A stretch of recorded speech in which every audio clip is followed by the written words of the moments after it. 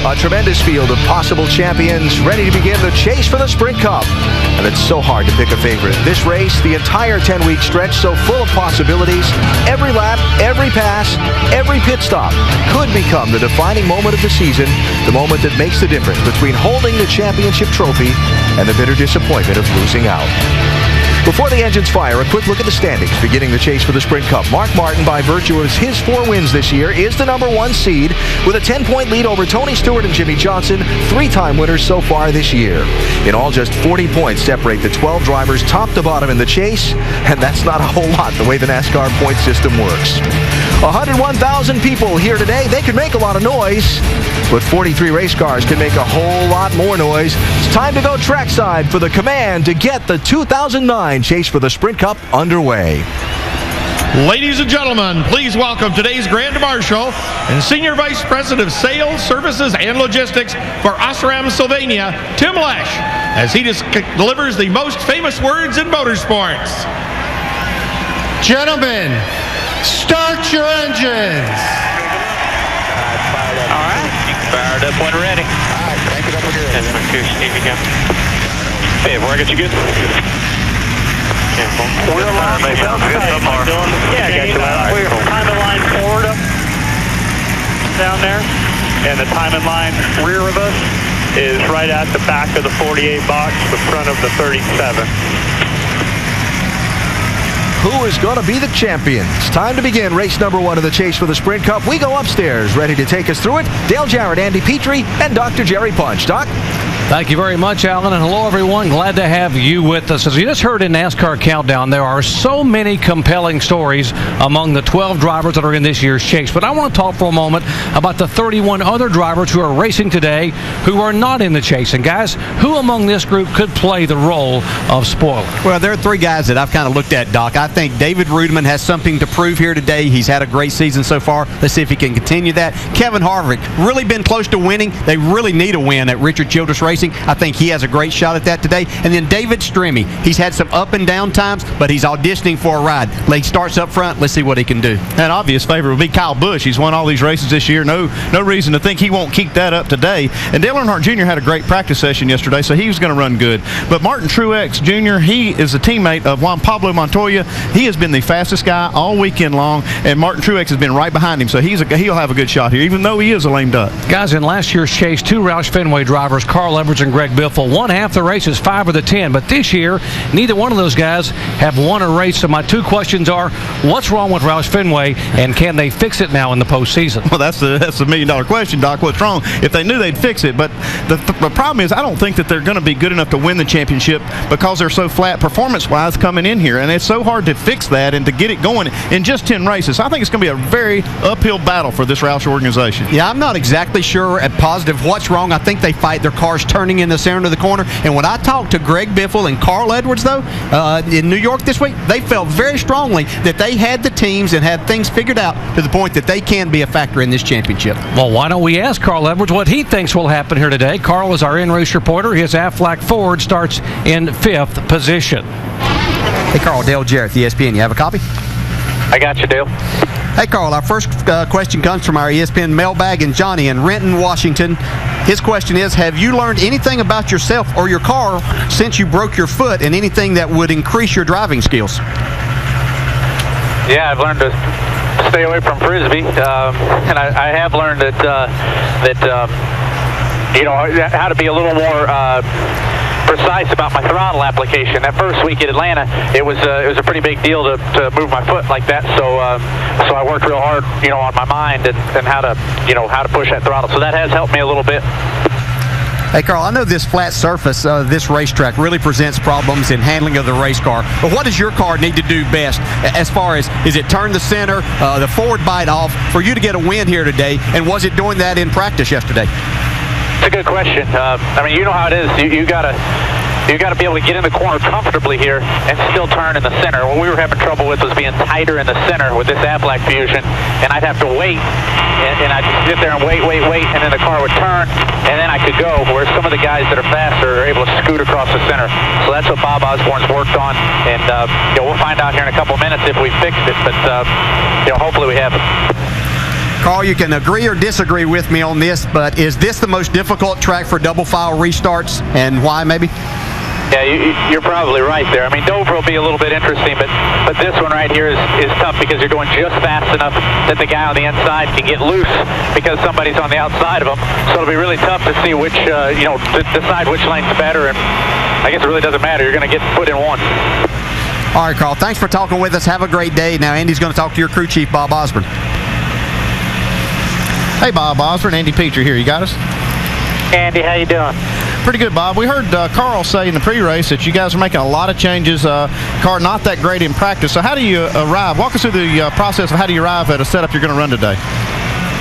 Well, we do a lot of post-practice note reviewing, and then, I call people like you, Andy, and get a bunch of suggestions from you, and basically throw that in the race car. Well, I hope my suggestions paid off for you today. Bob, what do you think? Can this race come down to fuel mileage at that last stint, the last run? It sure can. Even though this is a fairly short race, it has come down to fuel mileage at the end. And I hope it does, actually, because we seem to do pretty good at that. Hopefully it pans out for us. Okay, Bob, thanks for talking to us. Good luck today. Thanks. We will have onboard cameras in 7 other cars today, including Casey Kane's Budweiser Dodge. It starts 11th. He's a 2-time winner this year, but he has never won in New Hampshire. How about the kid from Connecticut, Joey Logano? He rolled the dice here back in June and won it when the weather moved in. And you heard Andy Petrie say Dale Earnhardt Jr., who starts 23rd, riding a 47-race winless streak. He was very good in the final practice session. Carrying a camera and microphone going over the wall today will be the front tire changer for Robbie Gordon, Mark Hollywood Armstrong out of Gastonia, North Carolina. And Hollywood, the pit stops are crucial here today. Yes, Doc, they're very important, not only for the 12 guys that's in the chase for the championship, but there's 31 other teams that also has to have great pit stops and prevail themselves to a win, a top 5, or even a top 10.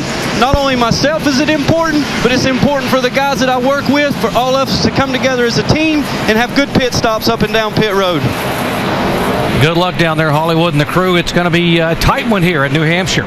Take a look at our Coors Light cold hard facts. 4 former champions here: Gordon, Johnson, Stewart, Kurt Busch. 2 Chase rookies, Montoya and Vickers, and 4 drivers who have not won this year. But folks, the last 5 winners at this track were first-time winners on the season. Our starting grid, you've already heard Juan Pablo Montoya is the pole sitter. Top 5 qualifiers are all Chase contenders. Feel-good story of the weekend, though, is the 71 car underfunded team for Bobby Labonte, and he qualified 8th overall. Now, Labonte is an underdog, but if you're an underdog, you might have come to the right place. Here's Jamie Little. Well, Doc, how will New Hampshire affect the chase? Well, this happens to be a very competitive racetrack. We've seen 9 different winners over the last 9 races. 4 different manufacturers win in the last 4 races. It's always a great place for an upset win. The last 2 September wins, Greg Biffle and Clint Boyer, they were both winless until they won here. We've seen everything from a rookie and Joey Logano winning to, Mark Martin. He's a veteran driver. He's 0 for 25. All bets are off and new season begins. Shannon Spade? Well, Jamie, there's been a lot of talk about the top 12 drivers this week, but what about the 31 other teams on the racetrack? They all have various agendas. Some drivers racing for their jobs, others pure pride. On top of that pride list is Kyle Busch. After winning 4 races in the regular season, he missed the chase by just 8 points. Their team told me today that they feel more pressure now than they would have if they made the chase. And that's because they know that they need to perform, and they need to perform now. Vince? Well, Shannon, Kyle Busch's absence from the chase is almost as unlikely as Brian Vickers' inclusion. It's hard to believe this team is less than 3 years old. Vickers said, in fact, this week that when he was first hired, they didn't have a toolbox, much less a race car. The car hasn't been very good this weekend. They've thrown major changes at it, Dave, to see if it gets better. And Jimmy Johnson is going for his 4th. This is his one and only shot. Think about it. He's never going to get another opportunity like this chase. Doc? Thanks, guys. This broadcast is available in Spanish by activating your SAP button, presented by ESPN Deportes. Glad to have you with us. A packed house at New Hampshire. Juan Pablo Montoya will lead them down, folks, as the green flag is about to wave on the 2009 chase for the NASCAR Sprint Cup.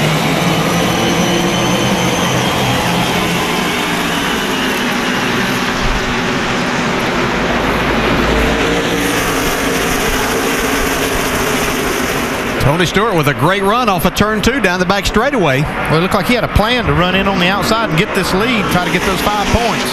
Now Montoya trying to hold off Denny Hamlin for second spot. Here comes Montoya back on the inside. He wants to lead that first lap. Yeah, but Tony Stewart is going to get those 5 points.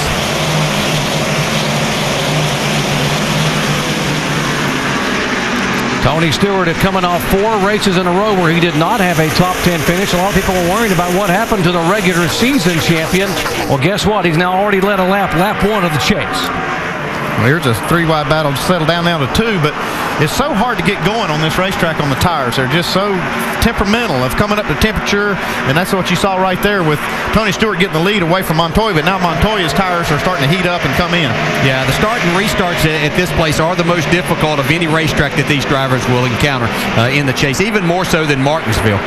See 48, Jimmy Johnson. The 5 is Mark Martin. There is Ryan Newman, the 39 on the outside. All 3 of those drivers in the chase.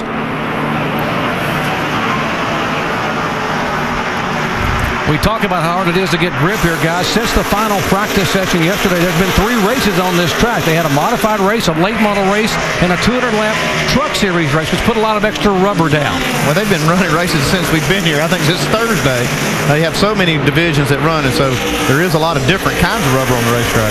Yeah, you see Denny Hamlin take over the second spot from Tony Stewart. These guys, the racetrack that they're seeing right now for these first 30 or 40 laps is not going to be what they're going to have the rest of the day. So they have to be really careful in the information that they give to the crew chief. They want to wait a little bit before they really decide what their car is doing here. See the 9 car there, Casey Kane, 2-time winner this year. We told you he has not won at this racetrack, and of all the issues they got going on inside this team, they lost their vice president of racing this week, and people are leaving their engine room right and left because they're going to close it up with a merger with Ford next year. An uphill battle indeed for Kane. Yeah, when I talked to Casey the other day, he just seemed like he has so much confidence in Kenny Francis and his ability, but he's really concerned in the direction of the team and who's really leading the effort there, and he feels like that could possibly hurt their chase efforts. Yeah, here's 2 guys that have nothing to lose, 18 of Kyle Busch and Kevin Harvick. See a little contact there the last time coming off the corner. Yeah, Jimmy Johnson, you can see right there wiggle a little bit as he has David Rudeman on the outside of him. Looks like his car might be a little loose at the start of this race. Johnson back in 13th position. Rudeman trying to take it away, and behind him are Newman and the 5 car of Mark Martin, 14th and 15th. Yeah, you really have to be careful of that car on the inside and the entrance of these corners. It's very flat. You don't have the banking to lean on. You have to be extremely careful not to get yourself in a bad situation, especially here very early in the race. And you can see just how hard it is to pass. Here's Kevin Harvick working on the inside of Kyle Busch, and it's just so hard to get that advantage and get clear of that car so you can have the whole racetrack. It's very frustrating sometimes.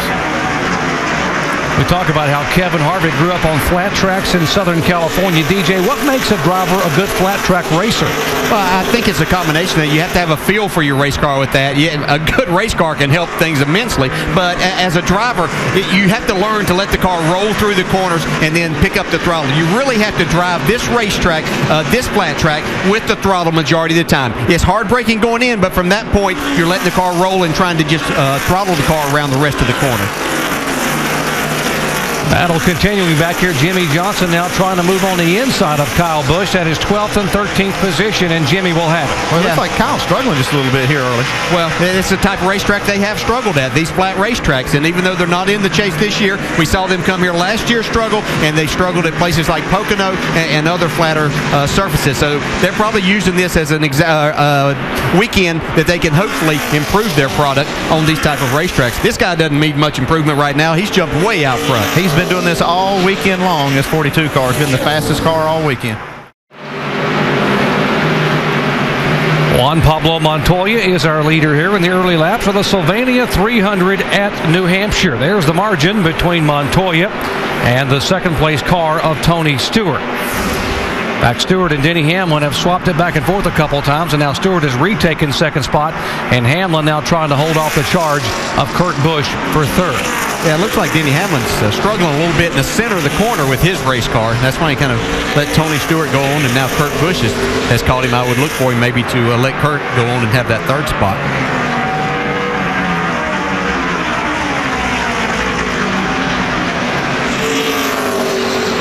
Kind of like you say there, Dale, you don't want to make any quick judgments on how your car's handling this first run, because track's going to go through a little bit of transition with all these divisions that have been running on. Like we've said, it takes a little while to kind of stabilize, so they're just kind of waiting until it does that before they make decisions on how to adjust the car. That's the way these two guys finished last week at Richmond when Denny Hamlin won the race and Kurt Busch finished in second position. Now, we told you the feel-good story of the weekend involved Bobby Labonte in that 71 car. Kevin Buckler owns the car. It's an underfunded team. They have 10 total employees if you count the truck driver. And, Andy, they didn't have enough money after qualifying to even run the race today until they got some help. But it sure shows you what talent can do. Bobby Labonte is an extremely talented race car driver. You put him in there, and it makes a lot of things work right. He did a good job qualifying, and so glad to see that they've got enough sponsorship to run this race today. Shannon? Guys, I caught up with Bobby Labonte after that qualifying effort. He said the goal this season is to have fun. Of course, 6 races total left with this team. Right now, the car is struggling just a little bit. Loose in, tight in the middle, but it's a great weekend for Bobby Labonte and his team. Shannon, they had 7 local companies step up yesterday and put money in so they'd have enough money to buy tires, and now he's trying to hold on to a top 15 position. Left side of your screen, battle for 14th position. Ryan Newman trying to get on the inside of Kyle Busch. And you got Kyle Busch, and you got 3 chasers right there with Ryan Newman, Mark Martin, and Brian Vickers, you see right behind Mark. Again, that's a very difficult position down on that inside. The car on the outside, maybe not quite as good, but makes it difficult for the inside guy to pass. You can see Ryan Newman is able to complete that pass, get in front of Kyle Busch. Great design on this racetrack where you see Kyle Busch getting the back bumper there of Newman, but the way the track is laid out, it's got more banking up top, so it does help that car that gets forced up out into that outside groove. Here's Mark Martin trying to move by on the inside to take a spot away. Another one of the great stories in the chase, the oldest driver ever to make the chase at 50 years and 8 months of age. Oh, we've got a little jam up right there. Sam Hornish in the 77 behind Brian Vickers, and now there comes Dale Earnhardt Jr. in behind the 77 car. And talk about Mark Martin. Talking to him the other day, he really feels like, as we see Kurt Busch go by and take that 3rd spot away from Denny Hamlin. But in talking to Mark Martin the other day, he felt like a big weight had been lifted off his shoulders. He felt a lot of pressure in taking this car that he'd won 4 times with and getting in the chase, and it just seemed that circumstances were making it more difficult for him. But he was pretty relaxed and ready to go for everything here in the chase. Mark Martin came out of semi-retirement, told Rick Hendrick, I just want to win a race. And when he won that race in Phoenix, he said, I want to get this team for the team's sake in the chase. And once they got in the chase last week, he said that was the icing on the cake, guys. Now in the chase, let's go get the cake. Well, that's the thing. The pressure did come off by making the chase, and he was afraid of almost missing it because of the problems they'd had. I think that comfort level that he's got right now will go away if he's still the point leader when we start into Homestead. I think he'll feel that same pressure again. Well, there's a tremendous amount of pressure to see Dale Jr. Trying to pass Sam Hornish here. They're battling for the 18th spot. Dale Jr. started back in 23rd position, and we told you at the top of the show he was 6th fastest overall in the final practice session here yesterday afternoon. Knew he had a good race car, but had to be patient getting toward the front. Yeah, they really need a good run. I mean, for all the teammates that he has, as good as they're running in the chase, he needs to get out here and win a race or two and really reestablish this 88 team. Yeah, and listening to communication yesterday with him, it was really good to hear. I listened to him on the scanner in the first practice session, really giving good information back. And then also in that second practice, we heard a lot he had to say. Yeah, you see Tony Stewart, he's starting to reel in Montoya. Last few laps, he's been just a little bit faster. Can Tony Stewart catch him? We'll be back after this message and a word from our ABC stations.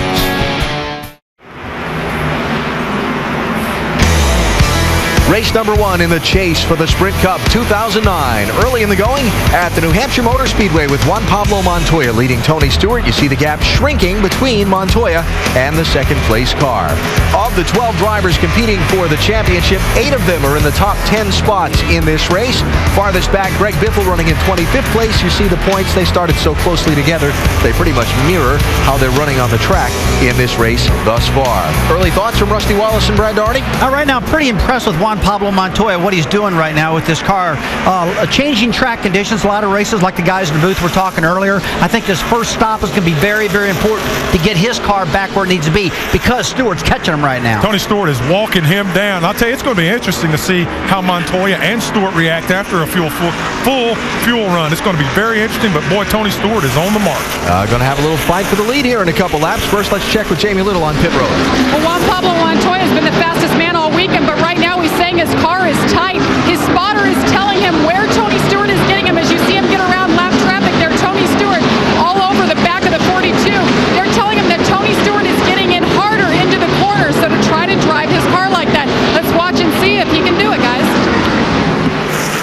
We are 30 laps, they got 31 laps in, and we talked about how Montoya was very good in the final practice session, but guys, I don't think he ran this many laps at one time in that session. Well, he's got a good short-run car, but we saw by the fact that we saw how big a lead he got from the start, and that may pay off for him later in the race if we have a lot of cautions and restarts at the end. But in this long run, it looks like Tony Stewart in his 14th by far got the best car. Dave? And they worked on it yesterday as he now pressures Montoya big time coming off that corner. It was too tight in the Saturday morning practice, so they got it pretty good by the end of practice. They were able to loosen the car up, and it was from there that they adjusted back just a little bit. And crew chief Darian Grubb told me we think we've got it about right, and I'd say so. Sure looks like it, Dave. I tell you, this thing, he's caught Montoya now. It's going to be one thing to catch him and another thing to pass him, and they're in lap traffic right now. So we'll see how well this 14 handles the traffic in the dirty air right behind Montoya. Yeah, Montoya's got his hands full with a guy that might be the very best at these very type of racetracks. This flat surface where you really have to slide the car around, getting it exactly right, knowing what you're looking for. And that's what Tony Stewart does because he has won races here before. Montoya hasn't done that, so he's not exactly sure how tight he needs his car. But one thing, I talked to Steve Meal. He's part of the management group over at Earnhardt Ganassi. He said that at Pocono in the spring, they've learned something. Montoya learned something because he had a brake problem.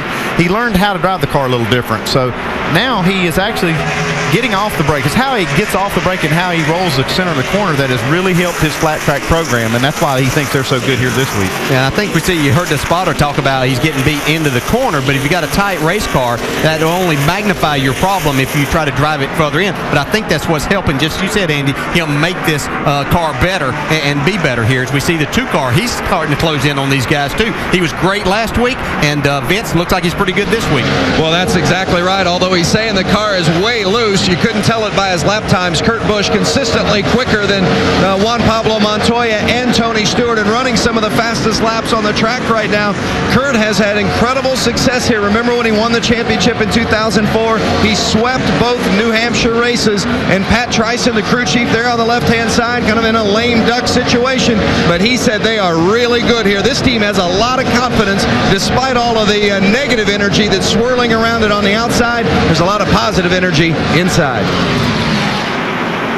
A lot of lap traffic, these guys trying to move through there. Remember, we talked about Montoya has only raced here 5 times, and the guys behind him talking about Tony Stewart has been here 21 times and has won twice. Kurt Busch has raced here 17 times and has 3 wins. In fact, Montoya is the only driver in the chase, among the 12 drivers in the chase, that does not have a top 10 finish here at New Hampshire. Unless something goes extremely wrong today, I think he's going to solve that. Does he have the car, and will he get himself in that position late in the race to change that as far as getting a victory? As we see Casey Kane trying to make his way towards the front as he battling with Martin Truex. That is for 9th position, right side of your screen. Left side of your screen, the lead is the 42 car. And here goes Tony Stewart looking to the inside. He's in there, taking advantage of this lap traffic. That was quite a move he put on there. John Andretti, the 34 car, just up high right in front of the 42. Little crossover, though. Look here. Here comes Montoya. Going to be 3 wide here. First race of the chase, how aggressive, and they will go in side by side in one. Montoya all the way down to the yellow line. Oh, man, Stewart doesn't give him much room there either. Real tight racing. And your track goes off camber a little bit there, too, which means it actually banks back the other way where Montoya ran in there. Makes your car extremely loose, and you lose grip there, so it could have very easily slid up into Tony Stewart, but he did a nice job. So Tony Stewart is taking the lead. Montoya is second, and the 2 car is third. And a car that's really on the move is the 24 car of Jeff Gordon. Yeah, he's coming, and he's taking advantage of this traffic also. he's able to handle this lap traffic a little better than some of the leaders have. Jeff Gordon is a 3-time winner at this racetrack, and everyone's talking about him being the sleeper. If you can be a sleeper as a 4-time Cup champion, to maybe go back and get his first championship in 8 years. 38 laps in the books, and right now it is Tony Stewart who is smoking them at New Hampshire.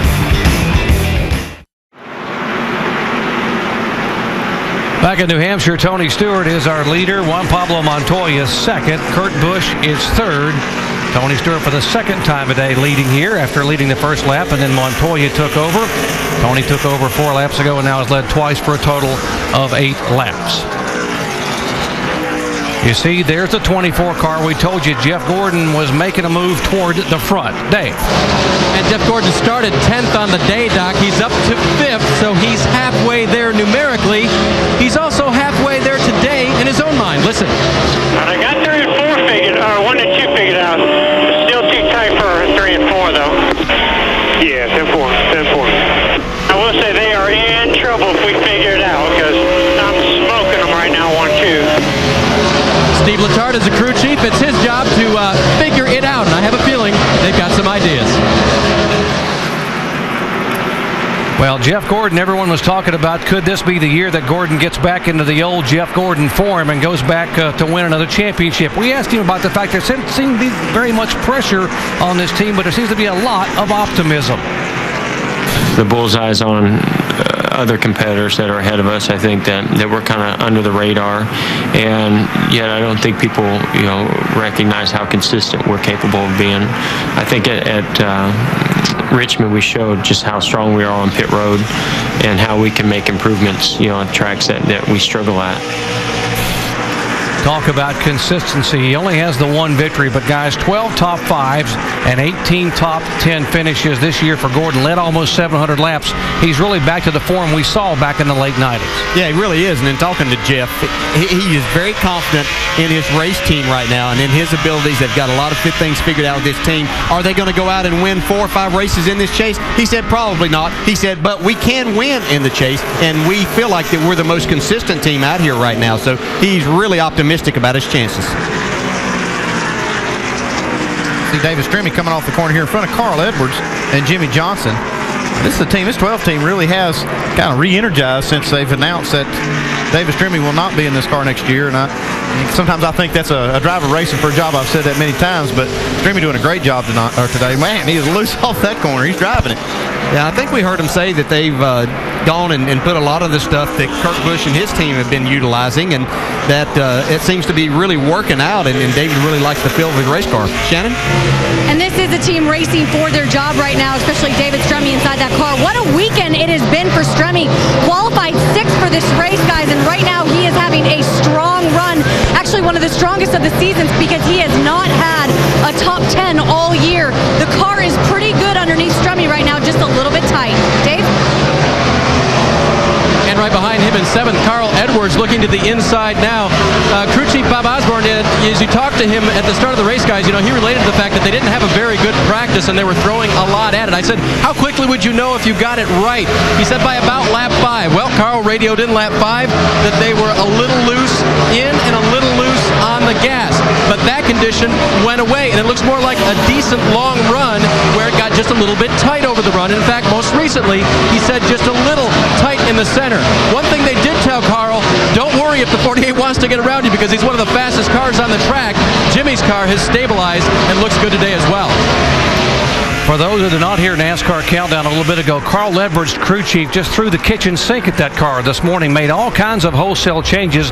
Although they qualified 5th on Friday, they were terrible in practice on Saturday. Yeah, I spent time with Bob Osborne. You see him right there on the screen. He's the crew chief. Carl, he was, he said, we're going to throw a lot of stuff here. We don't know if it's going to be good or not, but I guarantee you he is pleased with what he's seeing so far today. So is Kurt Busch, DJ. He's seeing the 42 car backing up, or else he's moving up 1, but they're getting ready to have a nice little battle for second position. Yeah, he's doing a really good job. In talking to Kurt, his only concern, and it obviously is a big concern, is the crew chief situation. How is that going to affect this race team as they try to go through these 10 races? Again, Pat Tryson, the crew chief, announced last week he was leaving this team, and now he's not allowed to go to the race shop of the 2-car, but he does come to the racetrack. Battle behind them for position. Jeff Gordon now moving underneath Denny Hamlin. He's talking about his car was not as good in 3 and 4, but he does get underneath Denny Hamlin in 3 and 4, makes the pass. Now that right there is 2 drivers that are very confident in their race teams' opportunities and chances to win this championship. And it was interesting to talk to pretty much to a man of these 12 chase drivers as to how much they think, what's it going to take to win this championship. They all felt like that because it's so competitive with the 12 that are in there this year that it's not going to take that 5th place finish. They don't think anybody can sustain that because of the level of competition. They're looking more at an 8th, 9th, maybe even 10th place that would allow them to be able to win this championship. And unlike years past, DJ, I don't think you're going to see a driver dominate in the chase and win 3 or 4 or 5 races because it is just so competitive. Maybe the most competitive chase we've ever had. I tell you what I'd do. I'd get my tickets to Homestead now because I think we might get 6, 7, maybe 8 guys that still have a chance to win when we get down there. 12 drivers, 10 races, 1 championship. That's what this chase is all about now in its 6th season here in NASCAR. And Tony Stewart, a 2-time champion, is the leader here at lap 54.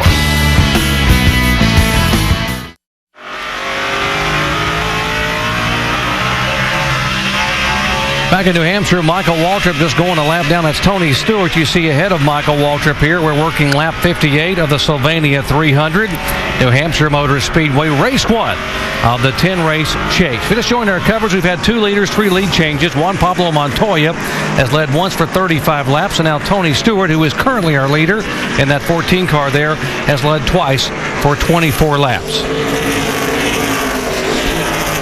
See, we have a great battle right here for 2nd spot. Montoya, Kurt Busch, and Jeff Gordon there. That's where he said he was getting the guys, was through 1 and 2. As you pointed out, Andy, though, he passed the 11 down in 3 and 4, so maybe he's figuring that out some. Yeah, he's got a strong car right now in all parts of the racetrack. Riding with Jeff Gordon, let's see what he can do as they head down to turns 1 and 2 with the 3rd place car, Kurt Busch. Yeah, let's see where he is a little bit better, he was saying. He's trying to make a pass here now, so difficult racetrack to pass on, especially when the times in the cars are so close. You really have to almost wait for somebody to make a slip or their car just start going away a little bit. Dave? And DJ, just relating one quick story on the 24. They qualified 10th, but you've been there before where you know if you give the driver just a little bit too much to try to make him faster in qualifying, they can make a slip and start as low as 25th or so. And Steve Letarte told me this morning that's exactly what they did. They were conservative in their qualifying. We're happy to settle with 10th as he gets pressure from Hamlin now and not overdo it for qualifying. Vince? When you saw out the in-car camera of Jeff Gordon, the 2-car of Kurt Busch was wiggling there in the back end of it, and Kurt Busch is really struggling with the car in regards to the looseness as Jeff Gordon is now pressured from Hamlin on the inside. So Kurt Busch can't wait to get to the pit stop so he can tighten up that race car. Maybe he's going to slip that back end up a little bit, and Gordon will be able to get underneath him. I believe these guys realize this chase is going to be just that tight. There are 9 of the chase drivers currently running in the top 11 positions. Yeah, they all are ready to go, and these are the best. These 12 aren't up there and didn't make this because they weren't the best teams. I think that's what we're seeing, and especially at a difficult racetrack like this. Time to check our knowledge with the Aflac trivia question. The question is, what 2 drivers in the chase have never won a race during the chase? And we're talking about a race during the final 10 races of the year when it's actually the chase season. Do you think you know? Yeah, it has to be. Montoya has to be one of them. He only has 1 career victory, and that was at Infineon back in 07. But who would the other one be? Might be a surprise to you. How about Denny Hamlin? Wow, that is a surprise. I would have said Vickers, but then he won that race at Talladega. So could have been him. And he has won here, but it was in the spring race of 2007. He has never won one, and despite the fact that he's run well in the chase and finished 3rd in the points as a rookie back in 2006. Trouble for the 9 car. Casey Kane. Oil leak or something like that. smoke billowing from the back of his Dodge, and we told you there had been people leaving, all kinds of internal conflict, people leaving, bailing out of the engine room because they said they were going to close it down because of the merger with Yates Racing for 2010, and obviously this is not a good sight for Casey. The last lap, I knew it was coming. Yeah, you heard Casey right there say it was inside the engine, so it is kind of coincidental that the engine department is a little bit in turmoil, and now they're having engine problems today. First caution flag of the day here in New Hampshire. The 6 car will get the free pass, David Reagan, and not the way Casey Kane wanted to begin the chase. And we had speculated, the guys downstairs in the pit studio, is how tough this would be on this team. And certainly, although Reagan gets the free pass and gets a lap back, it's good news for him. It is very bad news for Casey Kane, who hoped to be able to maybe have a shot at that first championship. Blown up. Yeah, he sensed that problem right before it started building the smoke out the back. It's not out of fuel. It's been up in smoke. It's done. Leaders will head to pit road here at 45 miles an hour. First pit stop of the day. Let's go down to Dave Burns. And the 24 of Jeff Gordon will give up that position for a car that is just right now a little bit tight in the center of the corner. It is going to be an air pressure adjustment only for Jeff Gordon. Meanwhile, center of your screen, Tony Stewart, who has been very good, he will get an air pressure adjustment also. Just wants to rotate the center of the corner just a little bit more. Vince? Kurt Busch in the 2-car, 4-tire change. Kurt says, I can't believe it's this loose. Didn't expect that at all. 2 rounds on the track bar and air pressure all the way around. Jamie? Juan Pablo Montoya said it's snug in the middle. He snaps a little bit getting in. He wanted to drink 4 tires. He's down and away, and he gets the race off pit road, guys. That great pit position. Go up a little bit, buddy. Go up. There you go. All those leaders taking 4 tires. You see Hamlin up a couple spots at the expense of Tony Stewart. Kurt Busch gaining a spot despite the fact they had to make an adjustment on the track bar. And here's the reason for the caution flag. Not a good sight for one of our chasers, Casey Kane, stepping out. Shannon. Well, we heard Casey Kane say you heard the motor blow up. Can you tell us what may have led to this on the racetrack? It's pretty early in the race. Yeah, it's really early. I felt it down the backstretch, started kind of shaking a little bit, and I knew it didn't feel right or feel good as far as engines go. So I looked at the oil, everything looked fine, and then it just kept getting worse and popped. But it's a bad deal. The Bud team did a good job. We were doing good, man. We had a good car. We were working our way up slowly and just had a couple small adjustments to make it better. And I thought we were a pretty good car today. Well, Doc, if there is a silver lining, it is that it's still early. We have 9 races left to go in this chase. Casey trying to keep his chin up. Folks, we remind you, 3 years ago, Jimmy Johnson finished 39th here at the back of the pack and came back in the chase and won the championship. But now it will be an uphill battle for Casey Kane.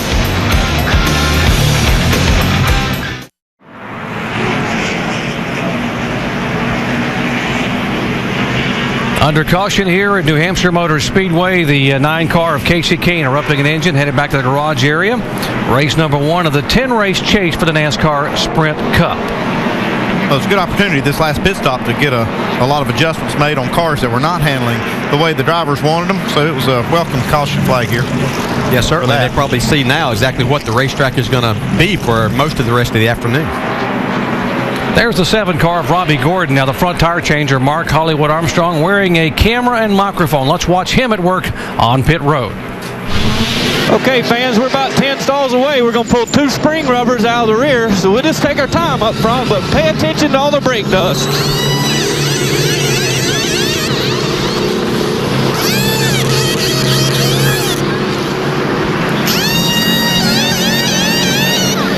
We're around to the left side now. We're down and away. Here we go. You can see right there, front tire changer's not under much pressure when you're making those big changes in the rear. The pressure's all on the rear tire changers and carriers as they're doing that. They're pulling those spring rubbers out. But, boy, a lot of brake dust. You can see just how much brake they use here just in 70 laps. A lot of brake dust. The 14 car lost a couple of spots on that pit exchange a moment ago, coming on pit road for the first time.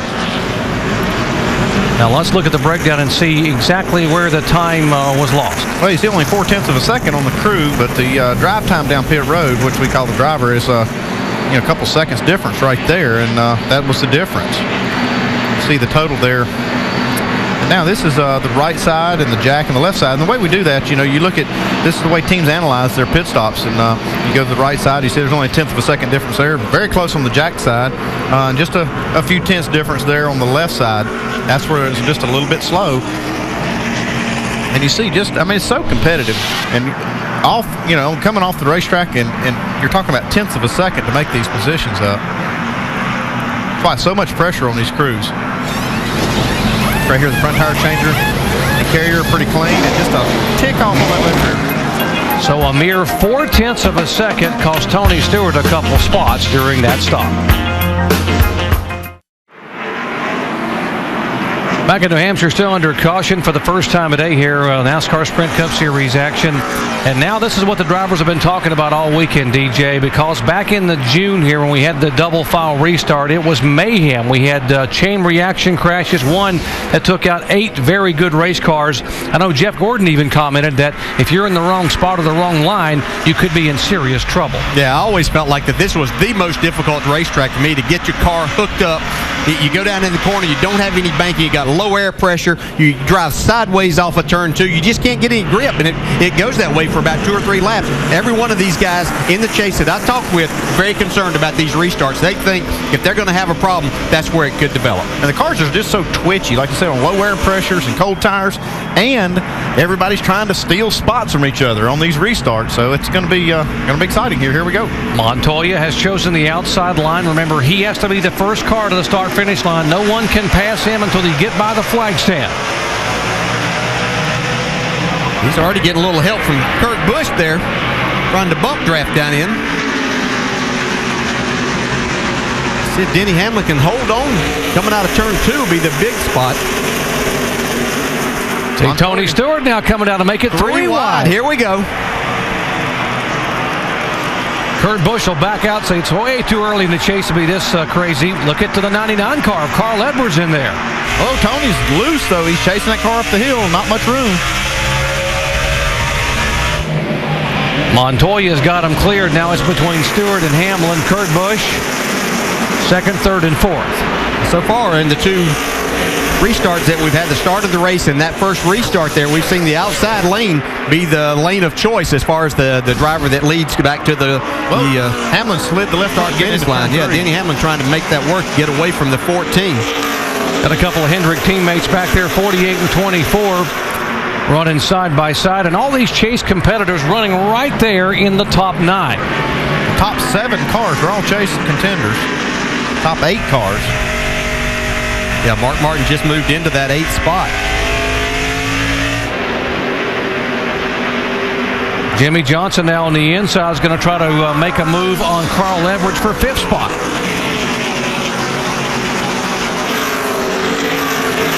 Greg Biffle's the furthest back car that's in the chase. That he was glad to see a caution because he needed to work on his car. He wasn't too far from getting lapped, so hopefully they've made some adjustments for Greg Biffle. He's back in the 19th spot right now. There's the 16 car. We have chasers, as you said, Andy, in the top 8. Then we have Newman in 13th position, Vickers 16th, and Biffle back in 19th. Shannon. Well, Doc, Biffle qualified 22nd, but I spoke with the team this morning, and they were pretty optimistic about this race. They felt pretty strong about their car, but that is not what happened when this race started. In fact, Greg Biffle said the car was junk. On that last pit stop, they came down, made a track bar adjustment, air pressure adjustments. They went back to the exact way that they unloaded, which ironically is the same way that they won this race last season. So let's see how those changes help that 16. Left side of your screen, little teammate battle here for 7th spot. Jeff Gordon's got it. Mark Martin wants it on the bottom of the racetrack. I think Mark just kind of used that first run to evaluate his car. Looks like they made an adjustment that might be pretty good for him as he battles Jeff Gordon. You see Biffle still digging hard on the inside of Kyle Busch on the right-hand side of your screen. More than a 24, Dave. Well, I want DJ to remind us what low air pressures feel like on these restarts, because Jeff said, man, have I got a tire rubber, a tire going down or what? He's fast, but he doesn't like the feel of his car right now. Yeah, these race cars really don't feel good when you get the air pressure down that low. I mean, you're just over 10 pounds in the left side tires, and the cars just move around. You're not sure if you do have a flat or if that's just what you're going to feel for the rest of the day. So it gives you a little bit of a false sense of what you may have. Very, very, very difficult to drive. You combine the lack of banking with the low air pressures, and it's a handful for about 10 laps. Heck, this car doesn't feel good when it's perfect, when the tires are perfect temperature. There's the 31 car of Jeff Burton, by the way. Jeff Burton is the winningest driver at this racetrack. He is a 4-time Cup Series winner, battling behind Kyle Busch and beside Greg Biffle. That's 19th, 20th, and 21st. And behind him is the 71 car of Bobby Labonte. It looks like Biffle is not able to quite clear Kyle Busch there. He's wanting to get out of that where he can finally get to a little bit of racing room where he can use up the whole racetrack and see what his car really is capable of now.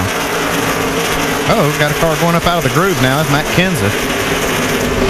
Matt, who missed the chase for the first time in his career this year by a mere 38 points by finishing 25th last weekend at Richmond. Here comes Bobby Labonte in the 71 and Elliott Sadler in the 19. These guys still on the lead lap. Bobby Labonte doing a great job in that 71 car. 82 laps in the books here of 300, and up front it is Juan Pablo Montoya, celebrating his 34th birthday today and making his 100th career start in NASCAR Sprint Cup competition. Well, once again, Montoya's jumped out here on this restart to about a 1.7-second lead. Kind of what we saw in the first run. Tony Stewart jumped out there, and then soon after that, Montoya got the lead, pulled ahead by almost 2 seconds, but then Tony Stewart methodically ran him back down, was able to take the lead and pull out to about a second lead himself. So let's see if that's going to be a trend for the day. That'll give us something to really watch as we get down to possibly late race cautions and who's going to be able to do what at that time. You know, it could be just a strategy thing and having a good long-run car versus a short-run car and what you think the race is going to develop into, whether it's going to be restarts and cautions at the end. Because if it is, you have a short-run car, you can be really strong and a contender to win. Top 8 drivers are all chasers. Back after this message and a word from our ABC station. Back in New Hampshire, working caution for the second time today. This one for debris on the racetrack. Now, a moment ago, there was an incident on pit road involving the tire changer for the 07 of Casey Mears. Now, watch the right rear of the 07 car.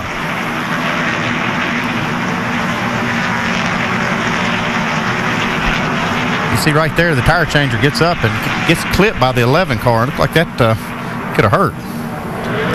Let's listen to Denny Hamlin's radio. I didn't hit that guy, did I? At 10-4, he's all right, looks like. How much room did I have to spare on the back of the car right there? Rear tires to the line? Had about 2 feet.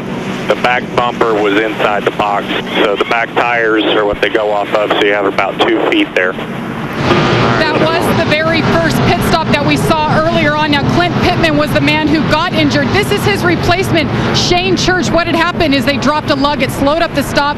The guy who got hit, Clint Pittman, is in the infield care center. It was his right foot that was run over. Despite all that, guys, Denny Hamlin gained 2 positions on that stop. And you heard he was concerned about hitting someone on pit road. Now, up front is Juan Pablo Montoya, and this time, DJ, he has chosen to restart as the leader on the inside as opposed to the outside where he was last time. I think he's just testing it right now to see exactly where he wants to be, what make it happen. This is all for future reference later in this race. Montoya the leader, Tony Stewart is second, Hamlin, Kurt Busch, and Jimmy Johnson. That's the top 5. The top 8 are all chase drivers. Green flag.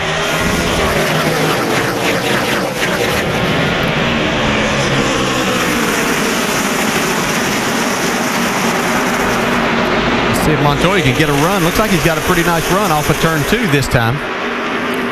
Tony Stewart's coming back to his bumper. On the previous restart, he had to battle Tony Stewart side by side off of turn 2. Okay, now what do? You've gotten the lead from the inside and the outside, so which lane do you like? Whoa, pretty wide right here. Hamlin gets into the left rear of Tony Stewart, gets him a little bit turned, and now will take the spot away. Possibly the 48 and 99 will go by as well. Kurt Busch went by on the outside to take the second spot away. Close racing here right now. Early on, these guys will have to make sure that they don't really remember that. Tony Stewart's probably the one that'll remember it, but the other guys have to be careful. Not to get too involved here this early. A lot of racing to go. Look at Dale Earnhardt Jr. there in the 88 car. He is not in the chase. We told you he started 23rd, but was very good in final practice. Now he has driven that car all the way up to 8th position. Yeah, that one little move's got Stewart on his heels. He's lost more than a few spots here, and may lose another one to Mark Martin. It kind of takes you right out of any rhythm that you have. It's hard enough on these restarts to get going and get your car in the right place, and then whenever you get turned sideways, you just can't seem to recover from that very quickly.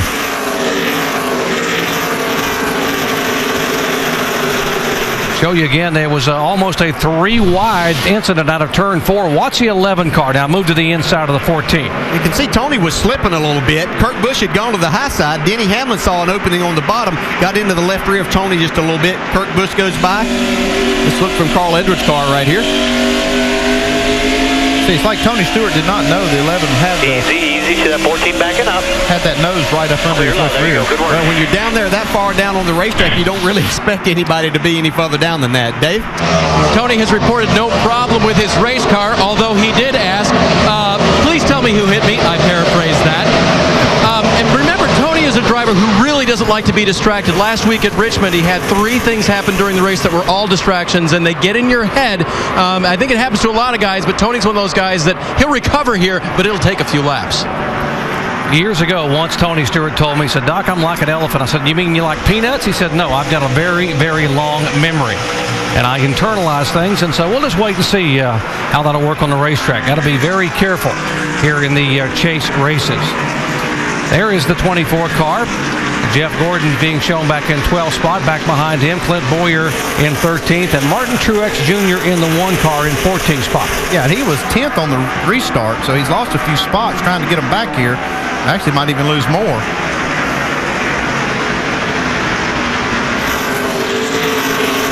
We saw Jeff Gordon drive his way up into the top 3 in that first run, but he seems to be struggling a lot more here. Could there be a reason for that struggle? We'll see. Yeah. Contact, that'll get you. Very lucky that he didn't get a cut left rear tire from that contact with Martin Truex. Dave?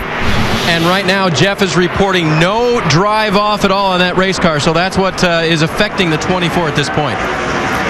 Andy, when you're talking about drive-off, are you talking about forward grip or being able to get back in the throttle, or a combination of both? It's just the rear tires are not getting a hold of the racetrack when you need them to, and that's on the throttle. You're looking for that grip and that traction. I mean, it's just when it's not there, it's real frustrating, and it's it's really just a balance. You're trying to get the car to turn in the middle, and to do that, sometimes you have to give up a little bit of that traction off the corner. Battle for 8th and 9th spot. Carl Edwards has the 8th position. Ryan Newman in 9th. Remember, neither one of these drivers have won a race this year. They are among the 4 drivers in the chase that are as yet winless in 2009. And that drive off here that you were talking about, as we see Ryan Newman trying to get that to get up alongside of Carl, it is so important to have that here, because that's where you make your passes, is get that position off the corner. You really can't pass going in. You can't take a chance of overdriving it, getting the car wheel hopping or something like that into the corner. So you really need that drive off to make your day a lot better and be able to make passes. And the current standings for the AT&T Fastest Pit Crew of the Year. Points are accumulated by the team who wins the race, fan votes, and an ESPN pick. You see Dale Earnhardt Jr.'s crew right now is leading the way. Make your pick for the AT&T Fastest Pit Crew of the Year by texting the car number for the pit crew you think's the fastest and most valuable in each race to 2258. Standard messaging rates apply. The look from Marcos Ambrose's car, running in 19th spot now on the lead lap. One of 32 drivers who are on the lead lap, just past a third of the way through today's opening race in the chase for the Sprint Cup. One Pablo Montoya, Ambrose from Australia. Montoya, the other international driver in the field, leading the race out in front. And Montoya leading now Kyle Busch by a little bit over a second as we work our way again just past the 1/3 point of this race. quick thoughts on Montoya's day so far. Seems to see a little pattern here, Rusty. Yeah, it looks like Montoya's got that car fixed up better than he had the first run. The car's having consistent lap times. He's been running up front the whole entire time. And I said, that they really needed to use that first pit stop as a big adjustment for this car. Because to me, guys, it looked like it was really getting loose. And now they get the car pretty neutral. And another guy's looking real good is that 2 car right there, Kurt Busch. As we work our way towards halfway, Montoya has been the dominant car. Starting to look a little bit like Indianapolis, Rusty, where he just totally dominated the day. Can he stay out front and take advantage of this great track position he's got, which is number 1? That's the best track position you can get, buddy. And remember the story of Kurt Busch, the crew chief leaving at the end of the season. His duties at the team shops relieved of him earlier this week. He goes there for debriefings only on Tuesday. We all said they have no chance to win this chase if under those conditions, but Doc, DJ, and Andy, a win here today, that could turn a lot of things around. Oh, it could, Alan. And I know, Andy Petrie, you've experienced sort of what Pat Tryson has gone through when you opted to leave the Richard Childress team in Dale Earnhardt and go and form your own operation. Yeah, I made the decision to leave a couple of months before the end of the season. We were right in the middle of a championship chase. And it's a little different. I stayed in the shop, but there was a big divide in there. I mean, it was the new stuff that the team was working on. I wasn't included on, but I did stay there and work on the cars day to day, trying to win the championship at hand. Yeah, and I think it might not show up today how it's going to affect this race team, but as we move further and further into this chase, then I think you're going to see a bigger effect on that. Vince, you could add?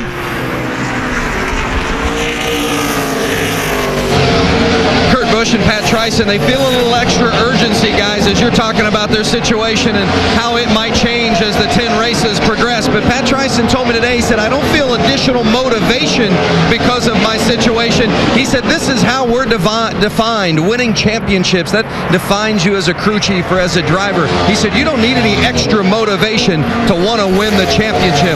I don't think there's any doubt, and he didn't deny that there is some additional urgency because this group isn't going to be together a whole lot longer. Yeah, and the end of the story for me was we didn't win the championship that year. We came up just short, finished second. But, it's just a tough situation to be in. And I know how much Pat Tryson and Kurt Busch would love to win this championship, but it's a pretty tall order to try to do it under these circumstances. Pat Tryson, one of only 2 crew chiefs to take 2 different drivers into the chase. Of course, Kurt Busch and also Mark Martin in the early years, so and a very accomplished crew chief.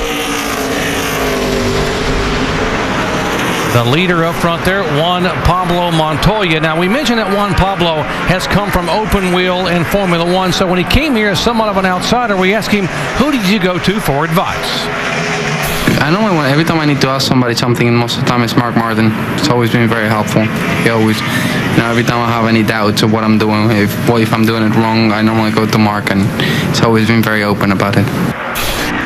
Mark Martin willing to help anybody, even a competitor. In fact, last week when we interviewed Mark Martin at Richmond, we knew he was in the chase, and he warned everybody, guys, watch out for Juan Pablo Montoya. Yeah, he knows talent when he sees it. Like a prophet now, doesn't he? He does. Telling us before they even got to here. But well, you don't race as long as Mark Martin has raced and not recognize that. They made an announcement yesterday for Mark Martin, by the way, that he would have be back in this car until 2011. That's good news, man. I love watching him race, and it's good news that we're going to be able to see him race for a couple more years. Yeah, going to have a new sponsor, too, along with him. Supposed to be GoDaddy.com, and I told Mark it should be GoGranddaddy.com because you're 50 years old and you got 3 grandchildren. He thought that was funny, by the way. You ran that by him first? I did. There's the 83 car of Brian Vickers, and he was the driver that drove his way into the chase last week at Richmond. One of 2 drivers making their first venture as a chase contender. Vince. As we talked about in the Open, they threw a lot at this car setup-wise because crew chief Brian Pemberton was not happy with what they had over the course of the weekend, so they made some significant changes before the race today.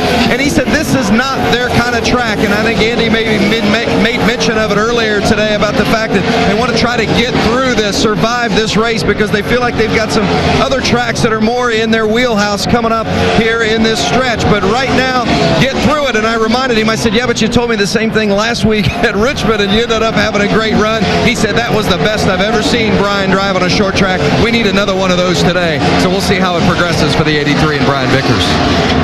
Yeah, he's doing the job right now. I mean, he's up in the 12th spot, doing a fantastic job. And I think a realistic goal for this race team only 3 years old. If they can finish anywhere in the top 8, it'll be a great learning experience and something they can just build on for the future.